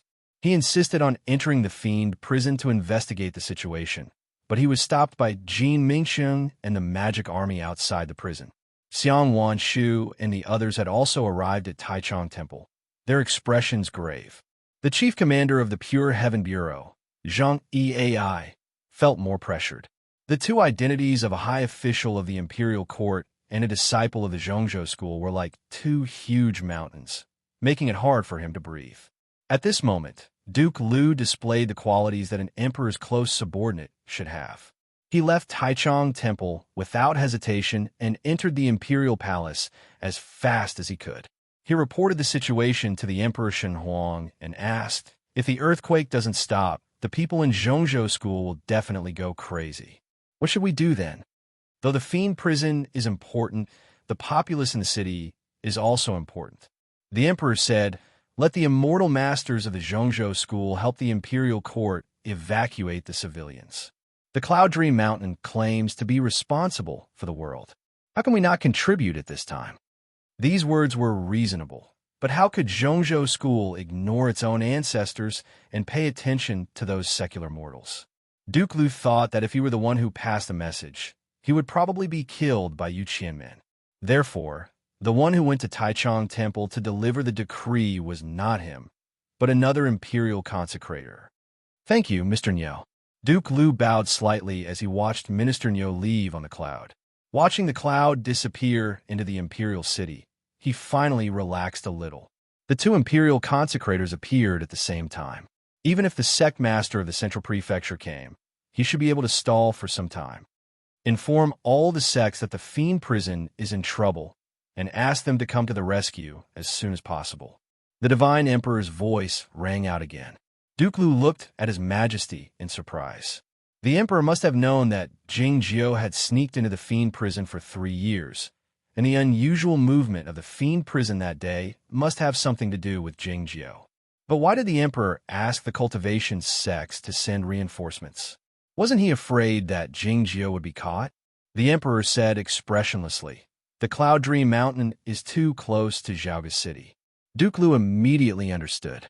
Wiping the sweat from his forehead, he hurriedly ran into the depths of the palace, preparing to send a message to the various sections. The royal concubine who had been standing by the side the entire time. She had no idea what the emperor and Duke Lu were talking about, but she could vaguely tell that the emperor didn't like the Zhongzhou school. This discovery made her somewhat happy, but she was even more surprised and puzzled. The Jing royal family had always been close to the Guoqing Temple, but they relied on Zhongzhou school and Yamatai to govern the country. In the years she had been in the palace, His Majesty had shown great respect to Yamatai and trust in Zhongzhou school. Was this all fake? The most fundamental question was, why did His Majesty not like Zhongzhou school? Do you know why Zhongzhou School has always been the #1 orthodox school in the hearts of the world? The divine emperor turned to look at her and asked. The royal concubine, who felt her joy had been seen through by the emperor. Feeling a bit embarrassed, she said, I think it's because they are very powerful. Two of them are in the heavenly arrival state. The Zhongzhou school and the Aoyama sect had been competing to be the leader of the orthodox cultivation circle. This referred to the internal affairs of the cultivation circle. However, in the hearts of the people, the Zhongzhou school was the true #1 school in the world, but the populace in the south didn't think so. Why did they have such a perception? There were many answers to this question. For example, the Zhongzhou school was located near Zhaoga City and had a close relationship with the imperial court, so it had a higher status in the hearts of the officials and the populace. Some people said that it was because the Zhongzhou school had produced more young geniuses in recent decades, and the school had become more famous. However, this answer was no longer convincing after the death of Lo Huainan and the outstanding performances of Zhao Liu and Jing Jiu. It should be noted that this perception had existed in the world before the appearance of the young geniuses. The answer given by the royal concubine, who was the most common one, and also the most convincing one.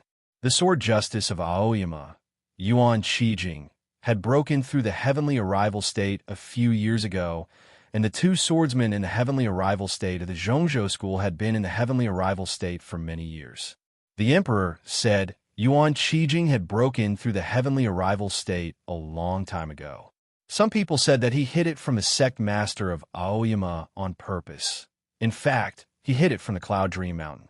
However, I'm not sure if there was something going on between the couple, or if they were too patient. They didn't strike when the two of them were fighting against Lu Xi. Many years have passed, so Yuan Qijing had no need to hide it from them. This was the first time the royal concubine who had heard of these secrets. Then why? She asked in a trembling voice. The emperor said, it's because the last person to ascend 1,000 years ago was the sect master of Zhongzhou school, named Bairun. The Zhongzhou school was very powerful at the time. As time went by, few people in the world knew the name of Bairun, and the mortals had never heard of her. However, the influence of that immortal ascendant still lingered in Chaotian, and it could even be said that it was in the deepest part of the populace's consciousness. But doesn't the Aoyama sect have the immortal Jingyang? The royal concubine who said earnestly, Your Majesty, he is the Grand Master of Jingyao. The emperor didn't say anything. The immortal Jingyang was of course outstanding. He and Taiping Zhenren had led the revival of the Aoyama sect and elevated the Aoyama sect, which had almost declined, to the same level as the Zhongzhou school. However, the method the immortal ascendant used to return to the world would have a different effect on the world. No matter what, the immortal Jingyang was very important for the Aoyama sect, and even more so for the Jing royal family. As such, nothing bad could happen to him. A few powerful energies were on their way to Zhaoga City.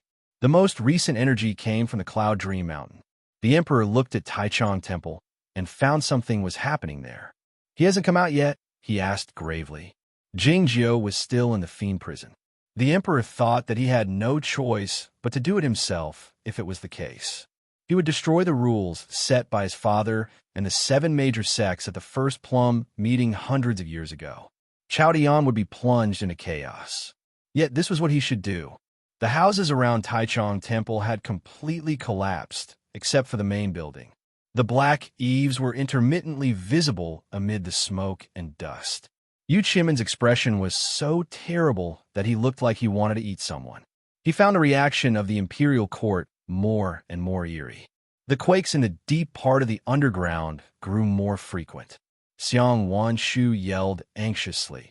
If the divine dragon were to have a mishap, who would be responsible for it? Jin Mingcheng let out a mocking smile on his chubby face as he said, If the divine dragon were to have a mishap, it would be useless for you and me to go in there. To be buried with him? What he said was sensible, but the people of the Zhongzhou school couldn't just watch their grandmaster have a mishap. Yu Qianmen raised his hand to signal for Xiang Wanshu and the other disciples to stop talking. The immortal sect master will arrive soon, he said sharply. Hearing this, Xiang Wanshu and the other disciples felt relieved, thinking that the immortal sect master would be here in person. No matter how serious the trouble was, it would be over.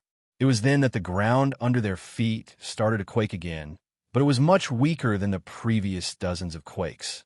Huh! A faint sound suddenly burst out from somewhere, like a paper bag full of air being poked open by a naughty child, or like a cicada sliding down from Lu Ada's head to the cold bed. A hole appeared on the ground somewhere in Taichung Temple. The hole was not very big, just big enough to hold one person. The edge of the hole was very smooth, as if it had been cut out by the sharpest sword. A faint stinky smell and a bone-piercing cold intent came out from the hole, turning into fog. What was going on? What had come out from the fiend prison? In the sky, Yu Qianmin yelled. The crowd lifted up their heads in tandem. A dark speck appeared in the blue sky, and it could be vaguely seen. It had become a dark speck in the field of vision in such a short time. How fast was it? Which swordsman did this flying sword belong to? The more shocking part was that the dark speck had suddenly disappeared, and when it reappeared, it was a mile high in the sky.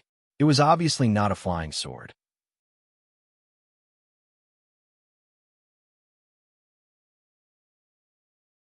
Chapter 335. Yu Qianmin gazed at the sky, his expression slightly grave. If it wasn't a flying sword or a magic treasure, what was it? How could that thing fly so fast? It was even faster than him. Though his escape method of heaven and earth hadn't reached the highest state, he was nevertheless an elder in the Lianshu state, ranked in the top 10 in the cultivation state of Zhongzhou School. As he was thinking of all this, he was about to employ his magic treasure to pursue the enemy. Unexpectedly, the ground suddenly quaked violently, and dozens of cracks appeared on the ground. A great amount of water gushed out from the cracks. As soon as the ground generated water, it was blown up by the violent wind gushing out from the underground, turning into a rainstorm and landing on Taichung Temple. The black eaves of Taichung Temple looked even glossier after being soaked by the rainwater. The energy grew more and more violent, destroying the surrounding woods, causing the smoke and dust to rise up everywhere. Along with countless loud, cracking sounds, the entire Taichung Temple was lifted off the ground, the broken windows and beams falling down to the ground with thudding sounds. As the violent wind howled, everybody, including the two Sir Masters of the royal family and Yu Qianmin, were knocked flying. The officials of the Pure Heaven Bureau and the Magic Army were in a worse state.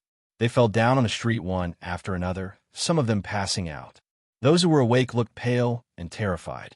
The smoke and dust in the sky were turned into mud spots by the rainstorm, falling down with a thud. The eaves of Taichung Temple could be seen intermittently. The surroundings became exceedingly dark, as if it were nighttime again. A flash of lightning struck down from the sky and hit the eaves of the temple, the electric sparks intertwining. The eaves of the temple that had been soaked by the rain suddenly moved. Another light illuminated the dark and gloomy world. It was a huge eye, the expression in its eyes cold and cruel. The old dragon, the divine dragon, has appeared. Taichung Temple had turned into ruins. A huge and terrifying black dragon had appeared in the smoke and dust. Seeing this scene, many of the officials of the Pure Heaven Bureau and the Magic Army who were awake fainted, and some of them screamed in terror. Many people in Zhaogan knew a description.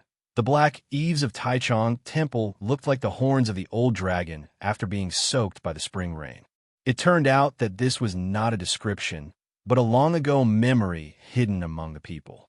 The black eaves of Taichung Temple were the horns of the old dragon. The old dragon broke out from the ground, his thick black body emerging from the ground. Looking from short distance, he looked like a black wall moving at a high speed, his scales emitting a gloomy black glow. The screams and cries could be heard everywhere in the ruins.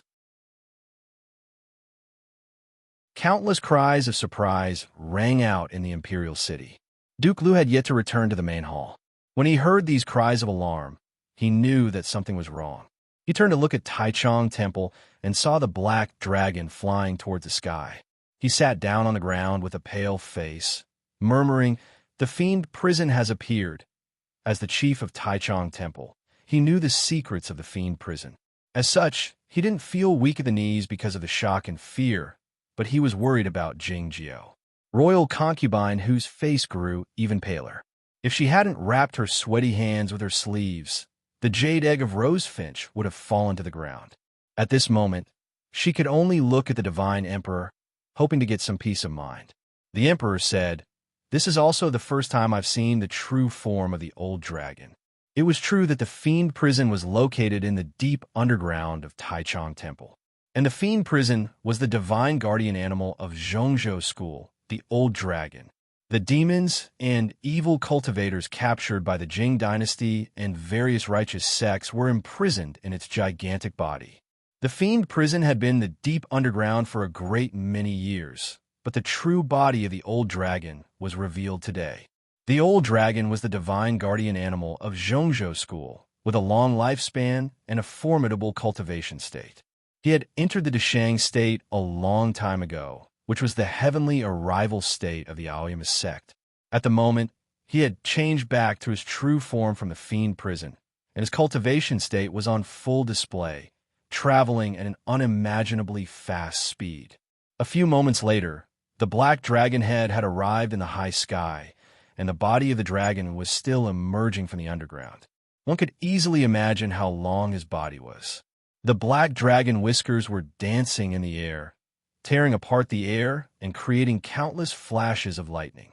The indifferent dragon eyes reflected a black spot higher up in the sky, and the cruel and brutal energy grew stronger. Heaven and earth had sensed the change, and the dark clouds rolled over. All of a sudden, the heavy rain fell down, wetting the whole of Zhaoga City. The great formation of Zhaoga City was at a higher place, waiting in silence like an invisible barrier. It was Jingjiao who had escaped from the fiend prison. Sensing that the formidable energy behind him was getting closer and closer, Jingjiao didn't turn his head around to look at it. He flew toward the higher sky with his hands on the outside of his thighs. The answer to the multiple-choice question had already been revealed. The old dragon chose to pursue Jingjiao instead of dealing with the king of the underworld. Jingjiao wasn't surprised by the result, but he didn't expect this brutal and stupid, greedy dragon to make a decision in such a short time. The angry roar of the old dragon came up from below, echoing in the sky like the thunder. Meanwhile, a voice rang out in Jingjiao's sea of awareness. "You want to use the king of the underworld to distract my attention and then escape during the chaos. Do you think I'm an idiot? He is in my stomach, and he will never come out if I don't let him out. Why should I worry about him?" Jingjiao realized the reason by now, thinking that the old dragon was still the same brutal and stupid guy. "I've already come out," he replied in his sea of awareness. The voice of the old dragon rang out in his sea of awareness again, full of cruelty. "Stupid human, I let you out on purpose. I'll tear you to pieces right away. No, it's not enough. I remember your ugly and annoying sword. After killing you and eating you, I'll kill all the people you care about. All of them." The old man who had pursued Jingjiao in the fiend prison was formed by the spiritual soul of the old dragon. Though he had remarkable magic, he couldn't use many of his methods because he was in the stomach of the old dragon. As such, it was a bit tricky to deal with Jingjiao's underworld fairy sword. As such, the old man pretended to hesitate to give Jingjiao a chance to escape from the fiend prison, and then he resumed his original form to pursue Jingjiao again. If the old man wanted to kill Jingjiao now, it would only take an instant, and the conversation would only take an instant. The communication through the spiritual awareness was many times faster than the regular conversation. Only the swordsmen in the heavenly arrival state and the divine animals of the same cultivation state could utilize this magic freely. As such, the unicorn, the old dragon, the principal guard of Aoyama, and other divine animals of the Zhongzhou school couldn't speak, not because they couldn't, but because they were unwilling to, except for the Dark Phoenix, who would be willing to walk slowly if they could ride the flying sword, except for Jingjiao. After the instantaneous communication through the spiritual awareness, the old dragon had already caught up with Jingjiao. Jingjiu looked down. The old dragon opened his mouth, which looked like a huge black hole.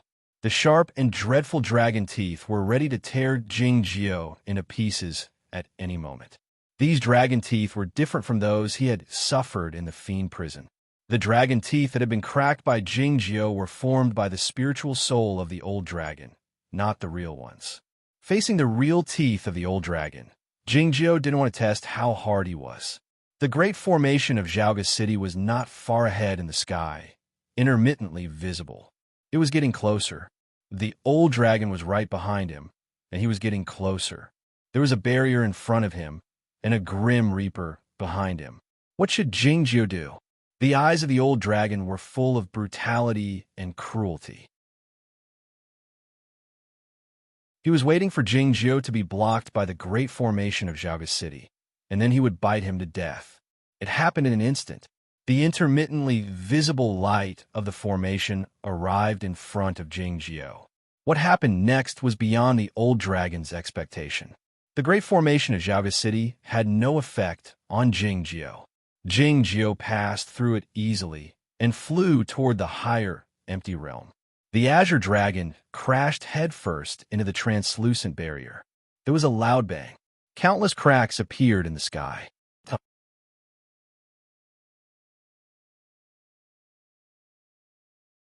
Chapter 336. More and more cracks appeared in the sky. The blue sky and the white clouds fell into pieces.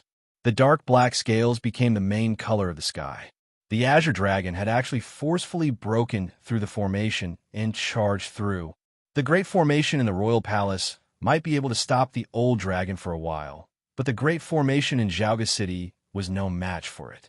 Just as he was about to kill Jingjiu, there was a sudden change, and the distance between him and Jingjiu was lengthened. The azure dragon was furious and spat out a dragon's breath. Dragon's breath was the azure dragon's most precious life essence, so even though it was extremely powerful, it rarely used it. However, after being repeatedly teased by Jingjiu today, it was already blinded by anger and couldn't care less.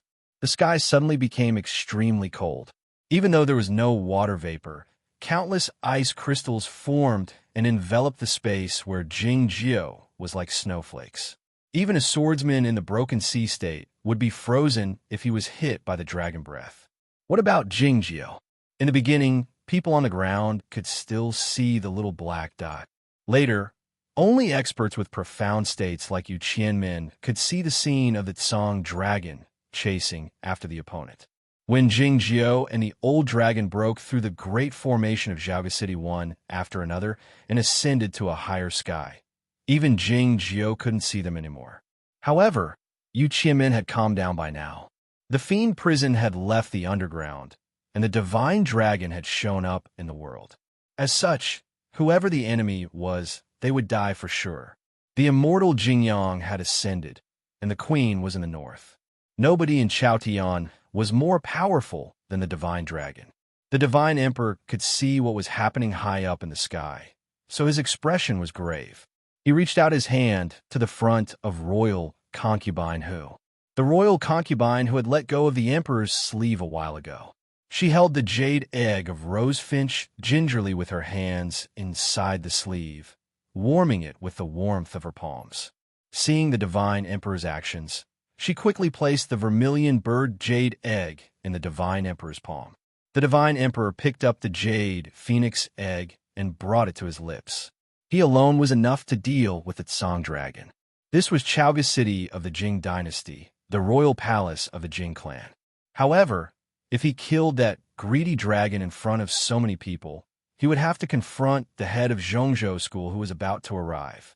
He needed to eat this vermilion bird jade egg. Even so, the best outcome would probably be a Pyrrhic victory. He could only hope that the Aoyama sect would arrive as soon as possible, and that the Guocheng Temple would give up its neutrality and forcefully invite the Broadsword King back. Then, he would persuade Bu Qiuxiao to give the Nantian Lake to Kunlun and gather the forces of all sects to kill Baizhenren. If everything went smoothly, who should be appointed as the head of Zhongzhou school in order to clean up this mess? Bai Zhao. She was the only daughter of the headmaster of Zhongzhou School. She was doted on by her teachers and respected by her peers. More importantly, she had deep feelings for Jingjiao.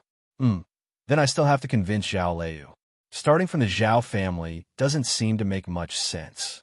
The God Emperor's Zen cultivation method had been cultivated to perfection, and his supernatural powers were astonishing. He only needed a thought to think about these things. There was only one reason why he was thinking about these ridiculous things at such a critical moment: nervousness. Thinking that the stable situation in Chaotian for many years would collapse and the prosperous era created by his father's generation for hundreds of years would vanish. Who wouldn't be nervous? He was the God Emperor, so he was even more nervous. Looking at the vermilion bird jade egg by the God Emperor's mouth, royal concubine who thought that the Emperor asked her to warm the egg because he didn't want it to be too cold when he swallowed it. It was because she was nervous that she was thinking about these things at such a critical moment, as evidenced by her pale face. Looking at the huge black dragon in the sky, she, as a vixen, had an extreme fear of the divine animal. If she weren't standing by the God Emperor, she would have exposed her tail out of fear.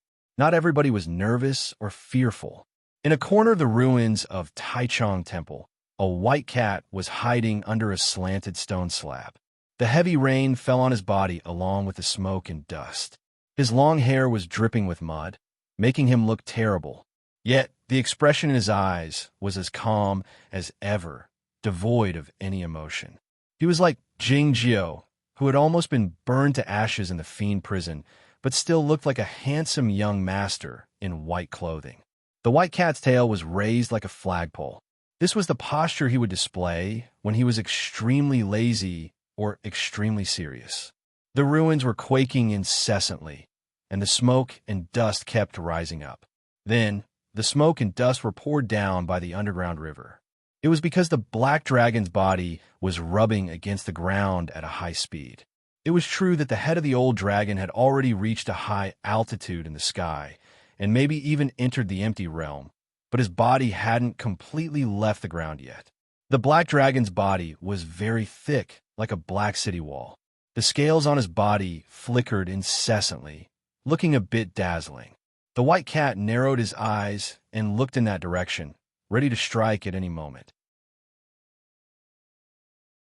Though most of the domestic cats had an inexplicably wild confidence, there was only one white cat with long hair who was not afraid of the dragon's power and even wanted to bite the dragon. The white ghost, the guardian of Aoyama. His other name was Lu Ada. Lu Ada had stared at the old dragon for 3 years. The hatred between the two had lasted for thousands of years.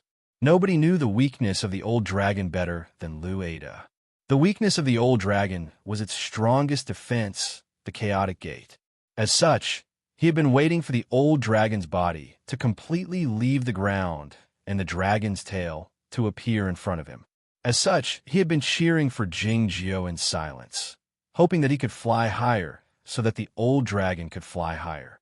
However, a few seconds had passed, and the old dragon had probably flown more than 30 miles away. So why was the dragon's tail still in the ground? Lu Ada tilted his head slightly and looked at the black dragon's body, feeling a bit confused, wondering if the stupid big guy had grown longer. As for Jingjiao, he wasn't worried about him at all. The old dragon's breath was mainly lethal because of the extreme cold, so even he wasn't afraid of it. He had slept with cold cicada in his arms for so long on the Shinma Peak, so he shouldn't be afraid of the cold anymore. Jingjiao had been in the snowland for 6 years and on the Shangda Peak for hundreds of years, so he had gotten used to the cold, so he wouldn't freeze to death. As Lu Ada thought, Jingjiao's blackened body was covered with a layer of ice crystals, but his speed wasn't affected at all, and he soon got rid of the dragon's breath. The old dragon let out an angry roar and tore the space apart, chasing after Jingjiao. Soon, they passed through the dreadful chaotic wind and arrived in the empty realm. There was neither air nor spiritual energy of heaven and earth in the empty realm, so there was no sound. It was so quiet that it was frightening. Only the swordsman above the broken sea state could survive in the empty realm. The expression on Jingjiao's face was the same as usual. He didn't need to breathe. and he didn't need the spiritual energy of heaven and earth for the time being. The morning sunlight shone over from the distant horizon. It looked like countless bright lines painted all over the sky. The black dragon head was illuminated by the sunlight, its whiskers fluttering in the air soundlessly, looking rather terrifying. Jingjiao was illuminated as well, turning into a small star, flying noiselessly among the whiskers of the dragon. If Yizhan were here, he would be very happy. Jingjiao blinked his eyes, thinking to himself. The ice crystals left his eyebrows and turned into smaller stars noiselessly. The old dragon was like a mountain and a sea. Jingjiao was like a star and a speck of dust. The sharp contrast between their sizes, illuminated by the golden sunlight, gave off a kind of sacred feeling, solemn and moving. Such a scene could be described as a painting. Jingjiao suddenly looked at the distance. A few unimaginably powerful energies were gathering toward Zhaoge City. They were the figures in the heavenly arrival state in Chaotian. The fiend prison was in trouble, and the king of the underworld might escape. How could they not come? The energy that came the fastest or closest to Zhaoge City was in the northwest. It was where the Cloud Dream Mountain was located. There wasn't much time left for Jingjiao. He suddenly halted in the empty realm, turning his head to look back. The old dragon was only 100 feet away from him. He could even see his own reflection in the eyes of the old dragon. The expression in Jingjiao's eyes was calm, devoid of any emotion, as if he had already calculated everything. "Let's stop here," he said to the old dragon. There was neither air nor sound in the empty realm. All the old dragon could see was the shape of his mouth. For some reason, the old dragon stopped as well, as he was about to catch up with Jingjiao. The chaotic wind created by the huge dragon body under the empty realm landed on Jingjiao's body noiselessly and violently. The scorched skin and ice crystals on Jingjiao's body peeled off gradually after encountering the chaotic wind, exposing his white and smooth skin, looking like a newborn baby.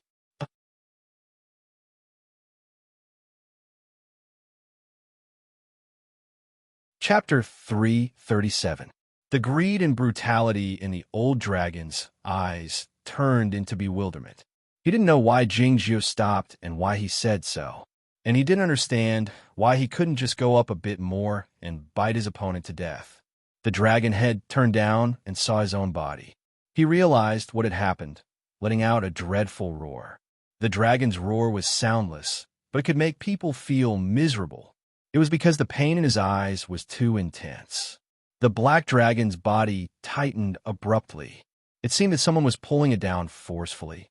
The ice crystals brought by the dragon breath were floating in the empty realm. The old dragon crashed through the ice crystals and fell to the ground at a high speed. During this process, his eyes were still fixed on Jingjiao, full of resentment and anger. Countless pairs of eyes watched the old dragon leave Zhaoge City and chase after that black speck. The huge black dragon head disappeared in the sky, and it should have entered the empty realm. The tail of the dragon was still under the ruins of Taichung Temple. The black dragon body connected heaven and earth like a tornado, at least 10 miles long. Xiang Wanshu and other disciples of the Center Sect looked at the marvelous scene in heaven and earth, their faces pale and their eyes excited. More than fear, they felt proud. It was because this was the divine guardian animal of Zhongzhou School and their great ancestor, the old dragon. Such a marvelous and spectacular scene shocked many people. It was deathly quiet both inside and outside Zhaoge City. Royal concubine who was the most shocked. Her face was pale, and her body trembled slightly. She had to lean on the body of the emperor to keep standing.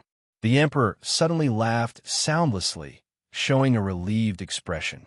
He put the jade egg of rosefinch back on royal concubine whose body. Royal concubine who was startled. She held the egg carefully with both hands, wondering what had happened. She followed the emperor's line of sight and looked in the direction of Taichung Temple. She suddenly wondered if her eyes had deceived her. Otherwise, why did the dragon body look so much thinner than before?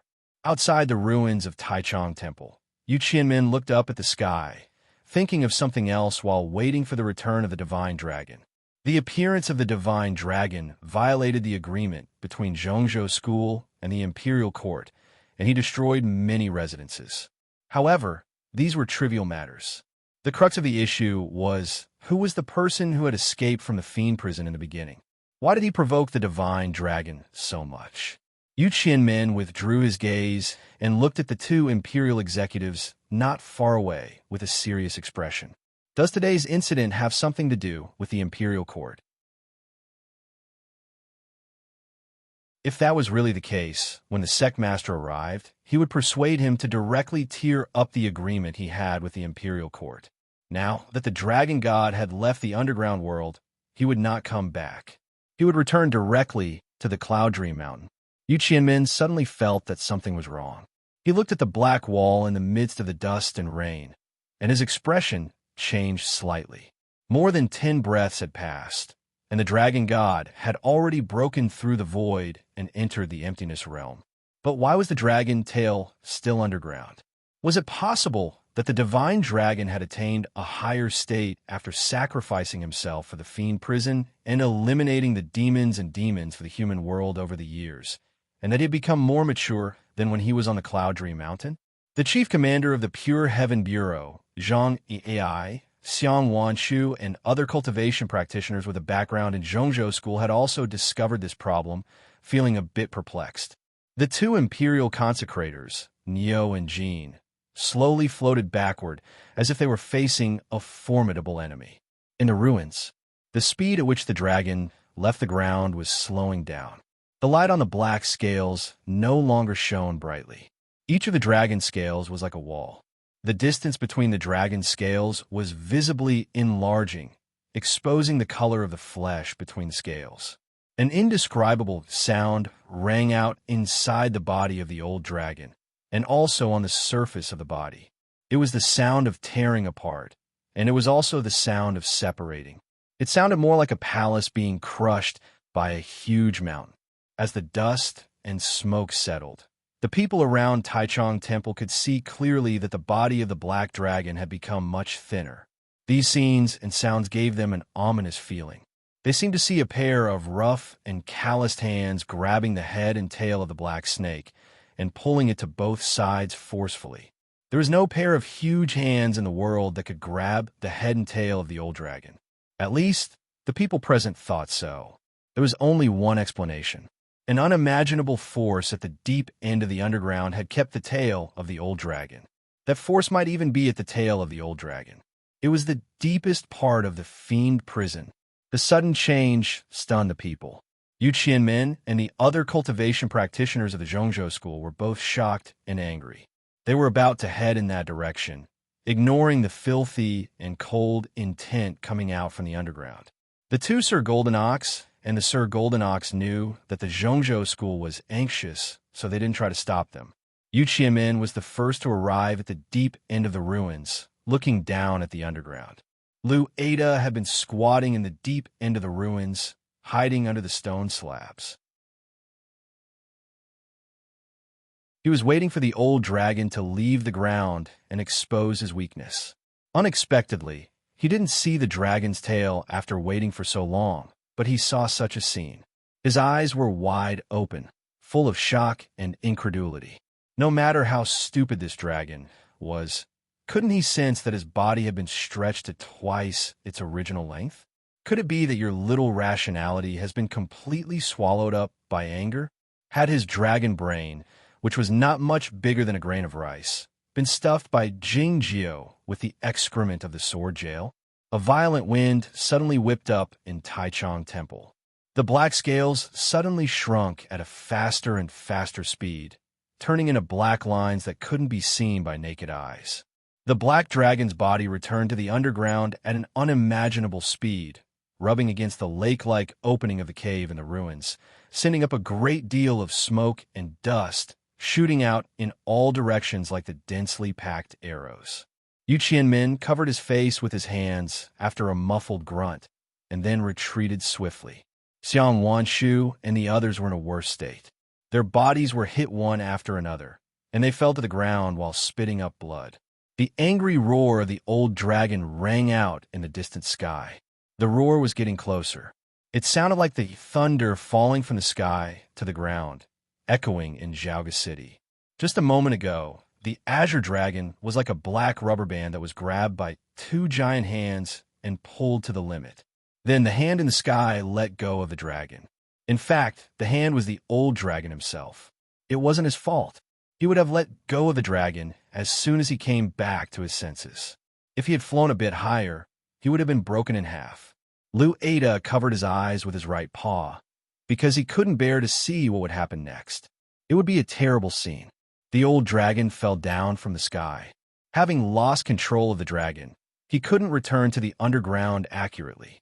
The streets around Taichung Temple were completely destroyed by the huge dragon's body. The loud booming sound reached outside Xiaoga City, sounding like the thunder in the ears of the populace. Many people fainted in fright. Xiaoga City experienced the fiercest earthquake, and many buildings collapsed. After a long while, the smoke and dust settled down. The officials of the Pure Heaven Bureau and the Magic Army had retreated to a distant place, but they were still wounded.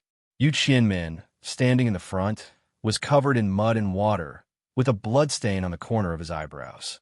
Even he was in such a sorry state, so one could imagine the power of the collision. The commotion caused by the fall of the cloud platform at the West Ocean a few years ago was not as terrible as it was today.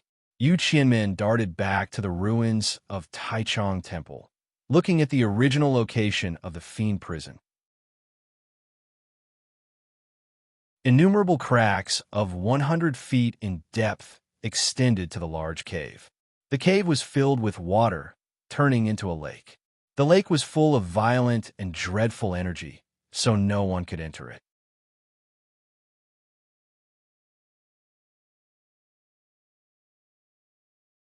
Chapter 338. The Fiend Prison was the old dragon. It was impossible to see the sunlight here. It was pitch black 10 miles under the ground, but there was a faint glow up ahead. The glow was on the other side of the abyss in the distant mortal world.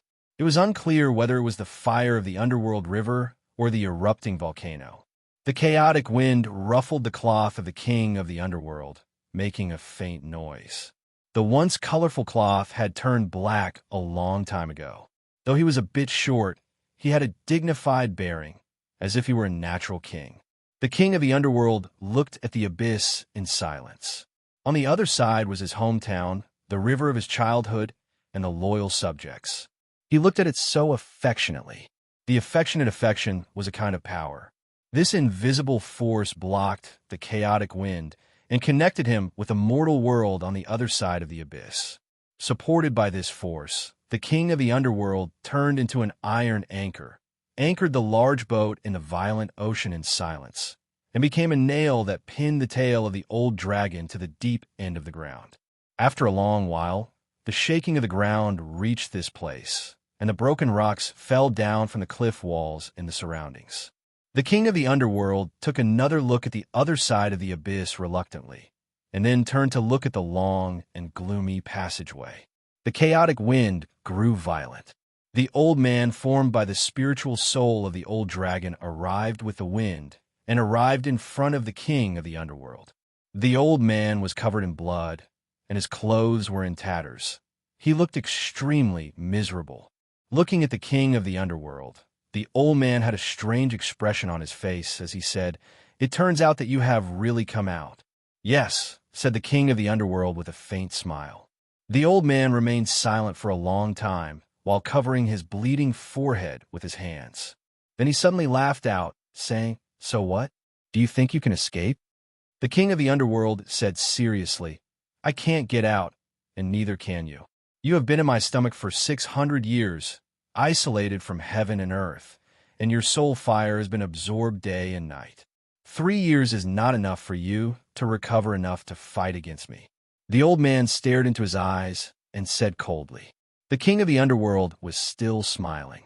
Because she had no eyebrows, she looked even cuter. "Your realm is indeed very high, and you have lived for a long time. Your spirit can condense into a physical body, but if you want to kill me in the state of a spirit, it is still a bit difficult. Otherwise, you would have killed that young man long ago. Why would you think of such a violent and stupid method? As long as I stay in your body, I will be safe." The old man sighed and said, "Now that I think about it, my performance today was indeed too stupid. Not only did I lose face, but I was also seriously injured. I might need to eat a few hundred more prisoners to recover, but what's the use of doing such a thing? In the end, you still can't kill me. If they come, you'll still die. As long as the king of the underworld remained in the Azure Dragon's body, it would be very difficult for the Azure Dragon to kill him. However, the Azure Dragon could let human experts enter its body to kill him. There was no fear on the king of the underworld's face. She was still smiling and said, "Are you sure you can hold on until then?" The old man did not understand her words and thought, "With your current realm, can you kill the Azure Dragon directly?" As they spoke, the king of the underworld kept her hands behind her back. Even now, there was no change. All of a sudden, countless tiny and seemingly weak soul fires emerged from his body. If one looked closely, they could see that these soul fires were all in the shape of humans. Their bodies were slightly dark, and the flames were slightly bright. Their facial features were somewhat similar to the king of the underworld, and they did not have eyebrows. Each soul fire was like a small king of the underworld dressed in black. Seeing this scene, the old man's expression changed slightly, and he asked, "What are you trying to do?" The king of the underworld didn't say a word with a faint smile. She brought out her right hand from behind her back and waved it slightly in front of her. She looked like a general giving the order to attack the army under her command. The countless soul fires turned into innumerable small king of the underworld, flying against the wind and heading toward the other end of the dark and long passageway, soon disappearing without a trace. It didn't take long for those soul fires to arrive in the fiend prison, which was to say, in every corner of the Azure Dragon's stomach. Those corners had either the marks left by the sword or the collapsed cliff rocks, all of which were wounds left by the iron sword of Jingjio. The poisonous pond water was still invading the wounds. Those small king of the underworld dived into those wounds without hesitation. The sizzling sounds rang out in every corner of the fiend prison. Those wounds were ignited by the soul fires, giving off a gloomy glow like the ghost fires on the mass graves. The darkness of the night was illuminated. The prisoners in the fiend prison woke up and squeezed to the doors of the cells. Looking at the sparks of the wildfires, their eyes revealed a yearning expression. In the deep heart of the fiend prison, the king of the underworld looked at the old man in silence, saying nothing. Though he stood here, he had already gone to another place and started the attack. This was the true control of soul fires of the highest state. The old man's face turned exceedingly pale, feeling extremely painful. "How dare you treat me like this?" he exclaimed in a trembling voice. The king of the underworld said, "You should repay the others how they treat you. This is the proper etiquette." Jingjio had said something similar. This was the principle that people like them were used to, and it was the principle they followed. Back when the king of the underworld came to the human world, he was about to seek the true peace with the human race. Unexpectedly, the human race betrayed him shamelessly and locked him in the fiend prison as the agreement was about to be signed. He was locked up for 600 years. The Green Valley was fake, but the Black Prison was the real one. There were no wind blades or frost swords in the past 600 years, but he had to endure more painful things every day. The bites of the mosquitoes and the sense of guilt toward the underworld. Today, the king of the underworld would end some of these painful things, and at the same time, he would return the other part to the other person. As far as the old dragon was concerned, Jingjio's underworld fairy sword was like a mosquito, and the control of soul fires of the king of the underworld was a more formidable mosquito. In an instant, the old man's face turned as pale as the snow, and the sweat beads slid down like beans. Those tiny wounds were painful and itchy to begin with, and now they were burned by the soul fires. Even Zen Master might not be able to endure it, let alone the old man. The old man finally understood what the king of the underworld meant. "Are you sure you can endure until then?" The swordsmen of the human race would arrive, in Zhaoga City soon. The old dragon could welcome them into his stomach at any moment. By then, the king of the underworld would die for sure. But could he endure being burned by countless soul fires until then? I think we could talk about it. The old man said this while looking at the king of the underworld, the expression in his eyes very sincere. The smoke and dust had settled, and the violent wind rose again. The powerful magic methods of the Zhongzhou school had been employed. The cracks on the ground grew deeper, and the lake water flowed backward. The water level in the large hole was getting lower, and the dark shadows in the deep end could be vaguely seen. Yu Qianmen stopped the magic method and dashed to the edge of the hole again. He sensed that the energy of the divine dragon was a bit weak, but fortunately, it was still vigorous. He looked at the scholar in blue behind him and asked, "Has the house master arrived?" The scholar in blue had the surname Su, a swordsman of Yamatsai. Like Yu Qianmen, he was also a guest of the palace of Prince Jing Xian, or in other words, a staff member. Scholar Su sensed for a while and said, 17 seconds. Hearing this, Yu Qianmen felt relieved. It was because he knew that the immortal sect master had arrived. The morning sun rose from the east, and the west was illuminated first. A beam of light suddenly appeared there, which was eye-catching but not dazzling, becoming a part of the sky.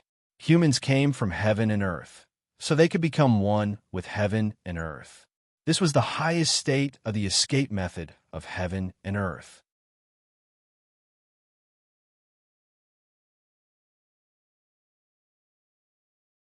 Chapter 339. Soon after, a shadow suddenly appeared in the east, blocking the morning sunlight in the west. The shadow was exceedingly dark, but it didn't give off a sense of evilness. On the contrary, it gave off a sense of righteousness. It was because the object blocking the morning sunlight was an inkstone. The inkstone was used to hold the ink, and the ink was used to write the words. The words were righteous and reasonable, so they were righteous. This inkstone was the Dragon Tail Inkstone, one of the 4 treasures of Yamatsai. It was the sect master of Yamatsai, Bu Qiuxiao, who came with the treasured inkstone. The Zhongzhou school had the closest relationship with Yamatsai and the imperial court, and it was also the closest to Zhaoga City. As such, the 2 sect masters arrived the earliest. Normally, they should have landed at Taichung Temple after such a significant event had occurred in Zhaoga City. But for some reason, they stopped at the High Empty Realm. It was not because they were worried that they would disturb the others, but because the great formation of Zhaoga City was not open yet. It was unclear if the Pure Heaven Bureau had forgotten about it, or if there was some hidden reason. For the Immortal Center sect master and Bu Qiuxiao with the treasured inkstone, it was a simple matter to dismantle the great formation of Zhaoga City with a wave of their hands, but they didn't want to do so. This was out of respect for the imperial court and the emperor, for the system of the Plum Meeting, for the masters who had founded the Plum Meeting, and for themselves. It was also because the earthquake in Zhaoga City had stopped. The center sect master received the spiritual awareness of the old dragon and knew that the situation was still under control. As such, he and Bu Qiuxiao looked down at the ground and paid close attention to the movement at Taichung Temple. If the fiend prison had another accident and the old dragon was in danger, they wouldn't hesitate to employ the most formidable method to kill the king of the underworld. The fiend prison had caused such a commotion that day, so these top swordsmen in Chaotian had figured out the reason. In the royal palace, Duke Lu was shocked by the events that had happened one after another. He came before the emperor with trembling legs, asking in a trembling voice, "Is it because of that person?" He had been in charge of Taichung Temple for many years, so he was quite familiar with the fiend prison. He had vaguely guessed why the old dragon had come to the outside world and returned to the underground in a miserable manner. The divine emperor looked in the direction of Taichung Temple with a calm expression and did not speak.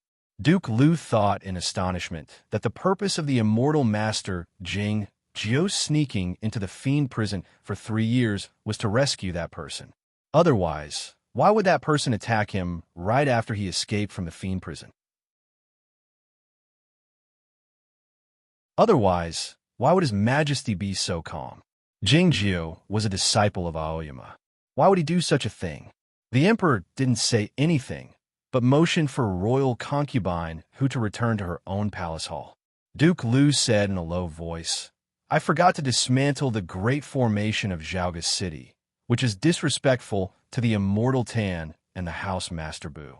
Should we?" The chief commander of the Pure Heaven Bureau, Zhang Ai, was a swordsman of the Zhongzhou school, so how could he forget to dismantle the great formation and block his sectmaster outside? Of course, there was another reason why he had forgotten to remove it. Duke Lu had guessed a little and felt a little uneasy. That was why he carefully suggested to see if His Majesty needed this step. The Divine Emperor had no intention of walking down the steps. "Wait," he said.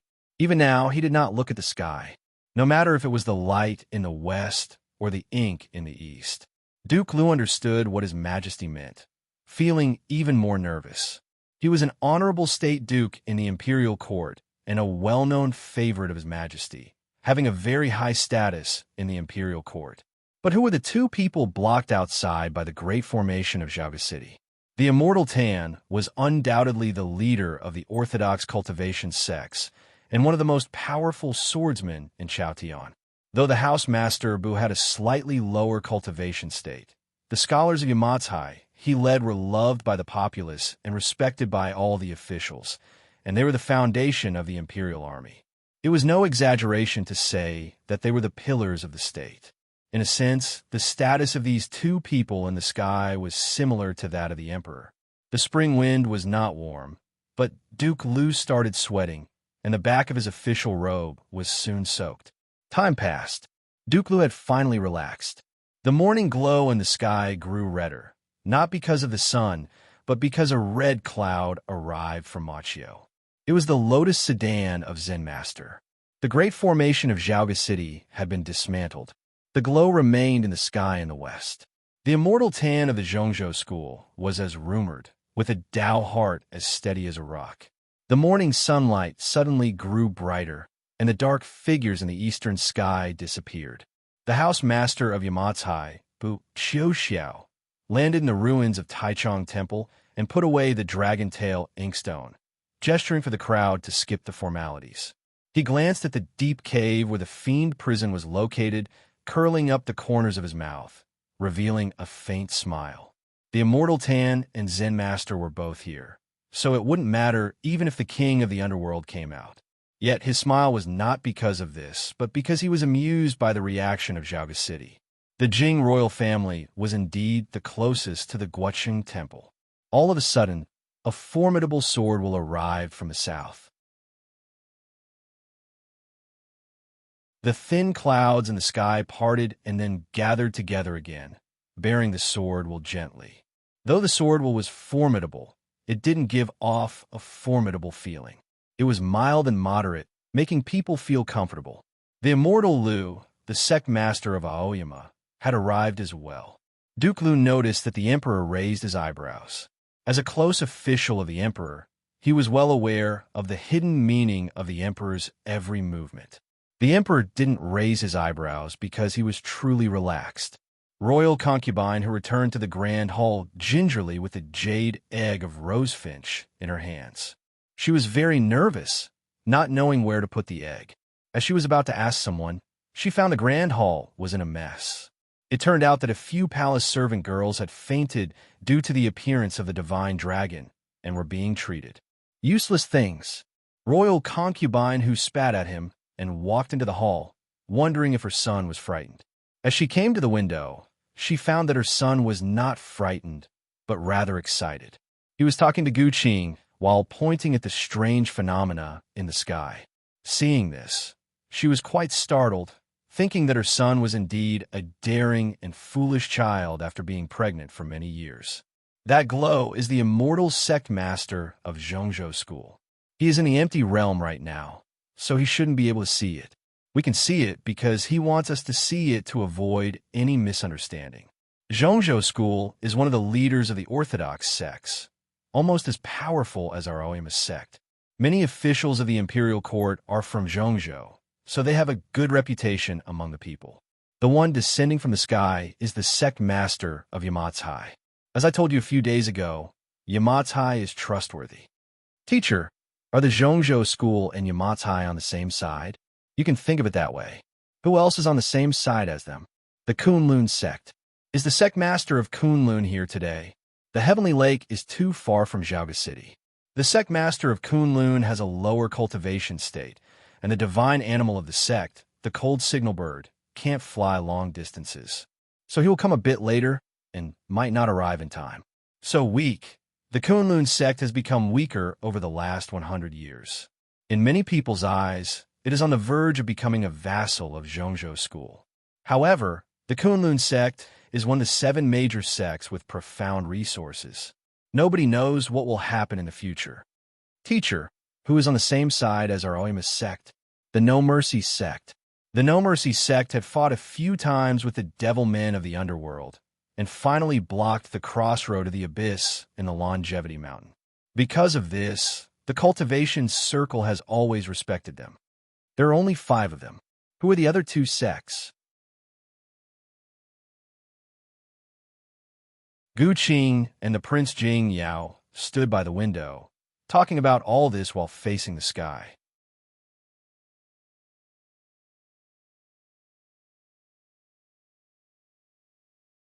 Chapter 340. The royal concubine who eavesdropped for a while behind the window, and she couldn't help but say, "Why are you still talking about this at this critical moment?"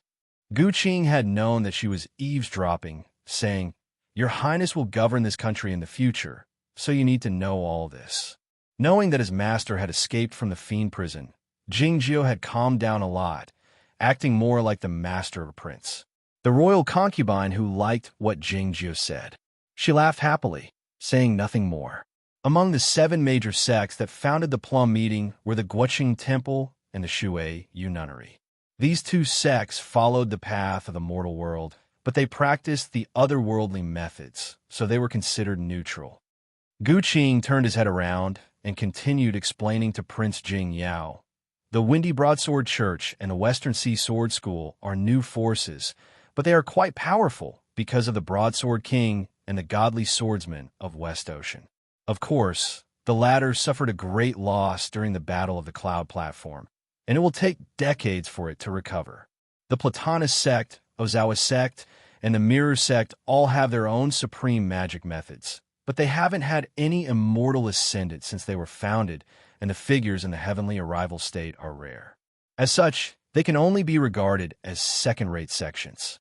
Looking at the sky, Prince Jing Yao said seriously, "I'm a disciple of Aoyama, so I'll have a good relationship with Aoyama in the future, but it's still not enough.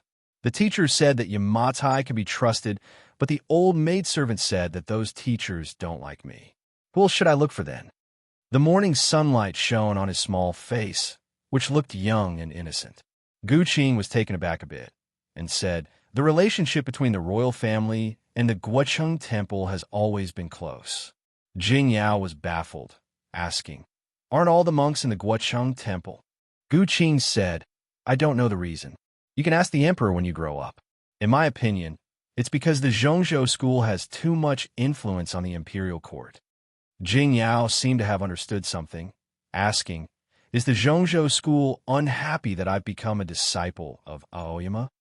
Gu Qing said, "The divine emperor wants to do things that make the sects unhappy."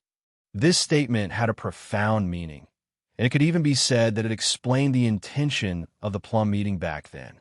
The 7 great sects and the Jing royal family all agreed on this point.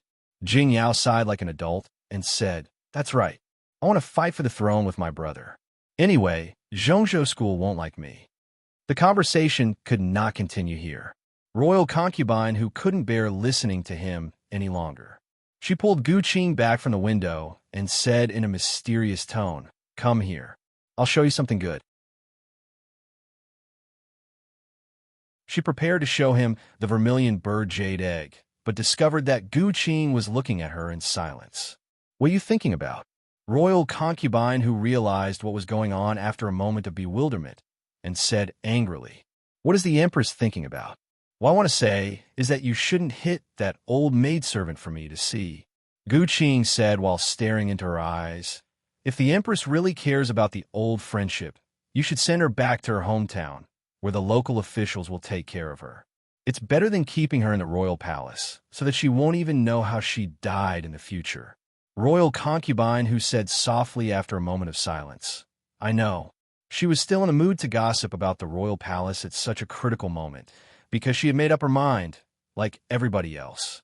Dozens of small earthquakes occurred in Zhaoga City again, but the strongest swordsmen of the human race had already arrived, so there was nothing to worry about. Everybody is here.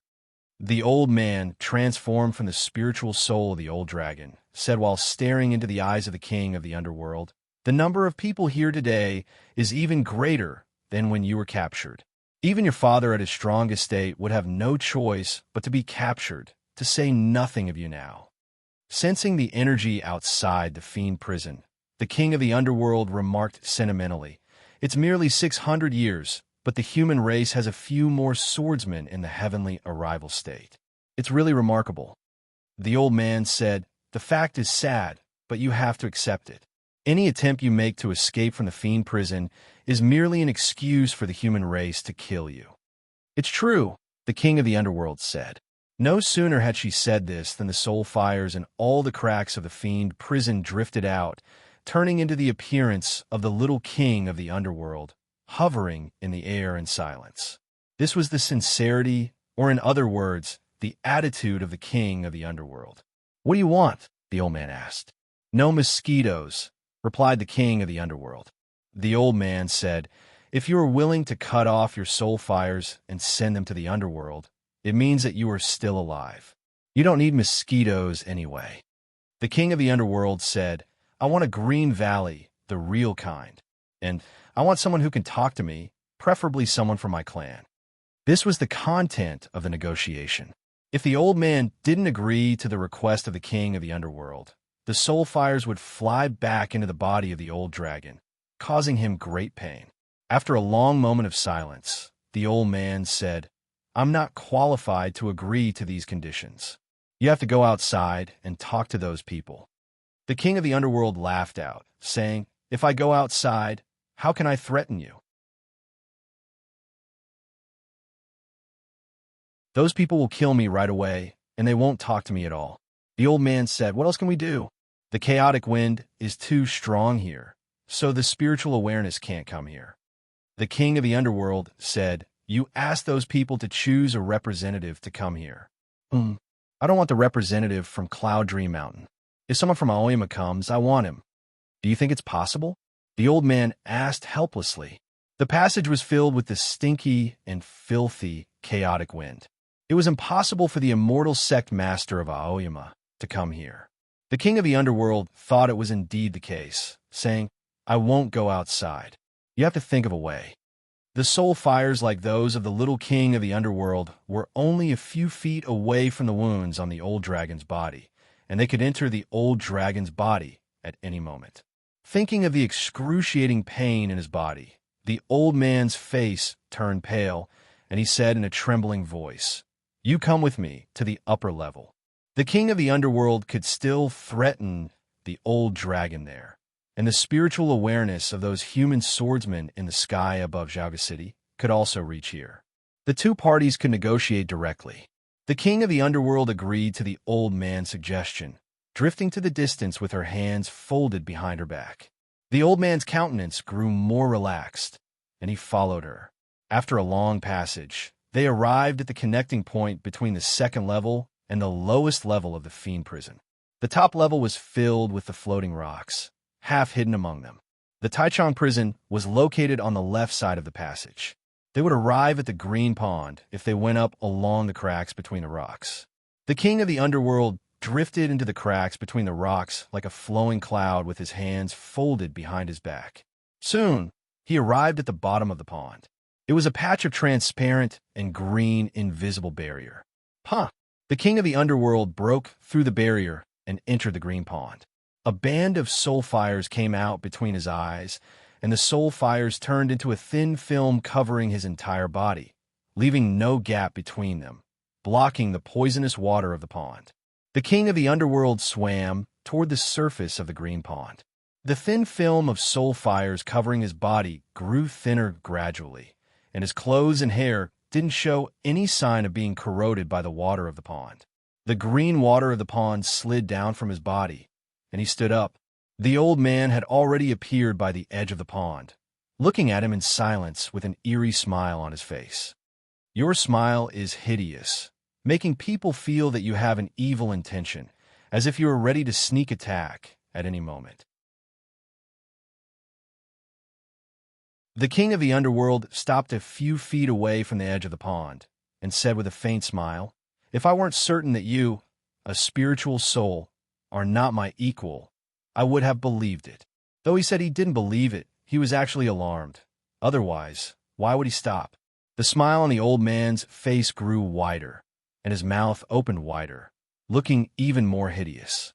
Countless rocks suddenly shot out from the precipitous cliff of 1,000 feet, and then collapsed loudly. The dark sky seemed to have suddenly lost its support, falling toward the ground. At the same time, the bottom of the pond and the surrounding land rose up rapidly.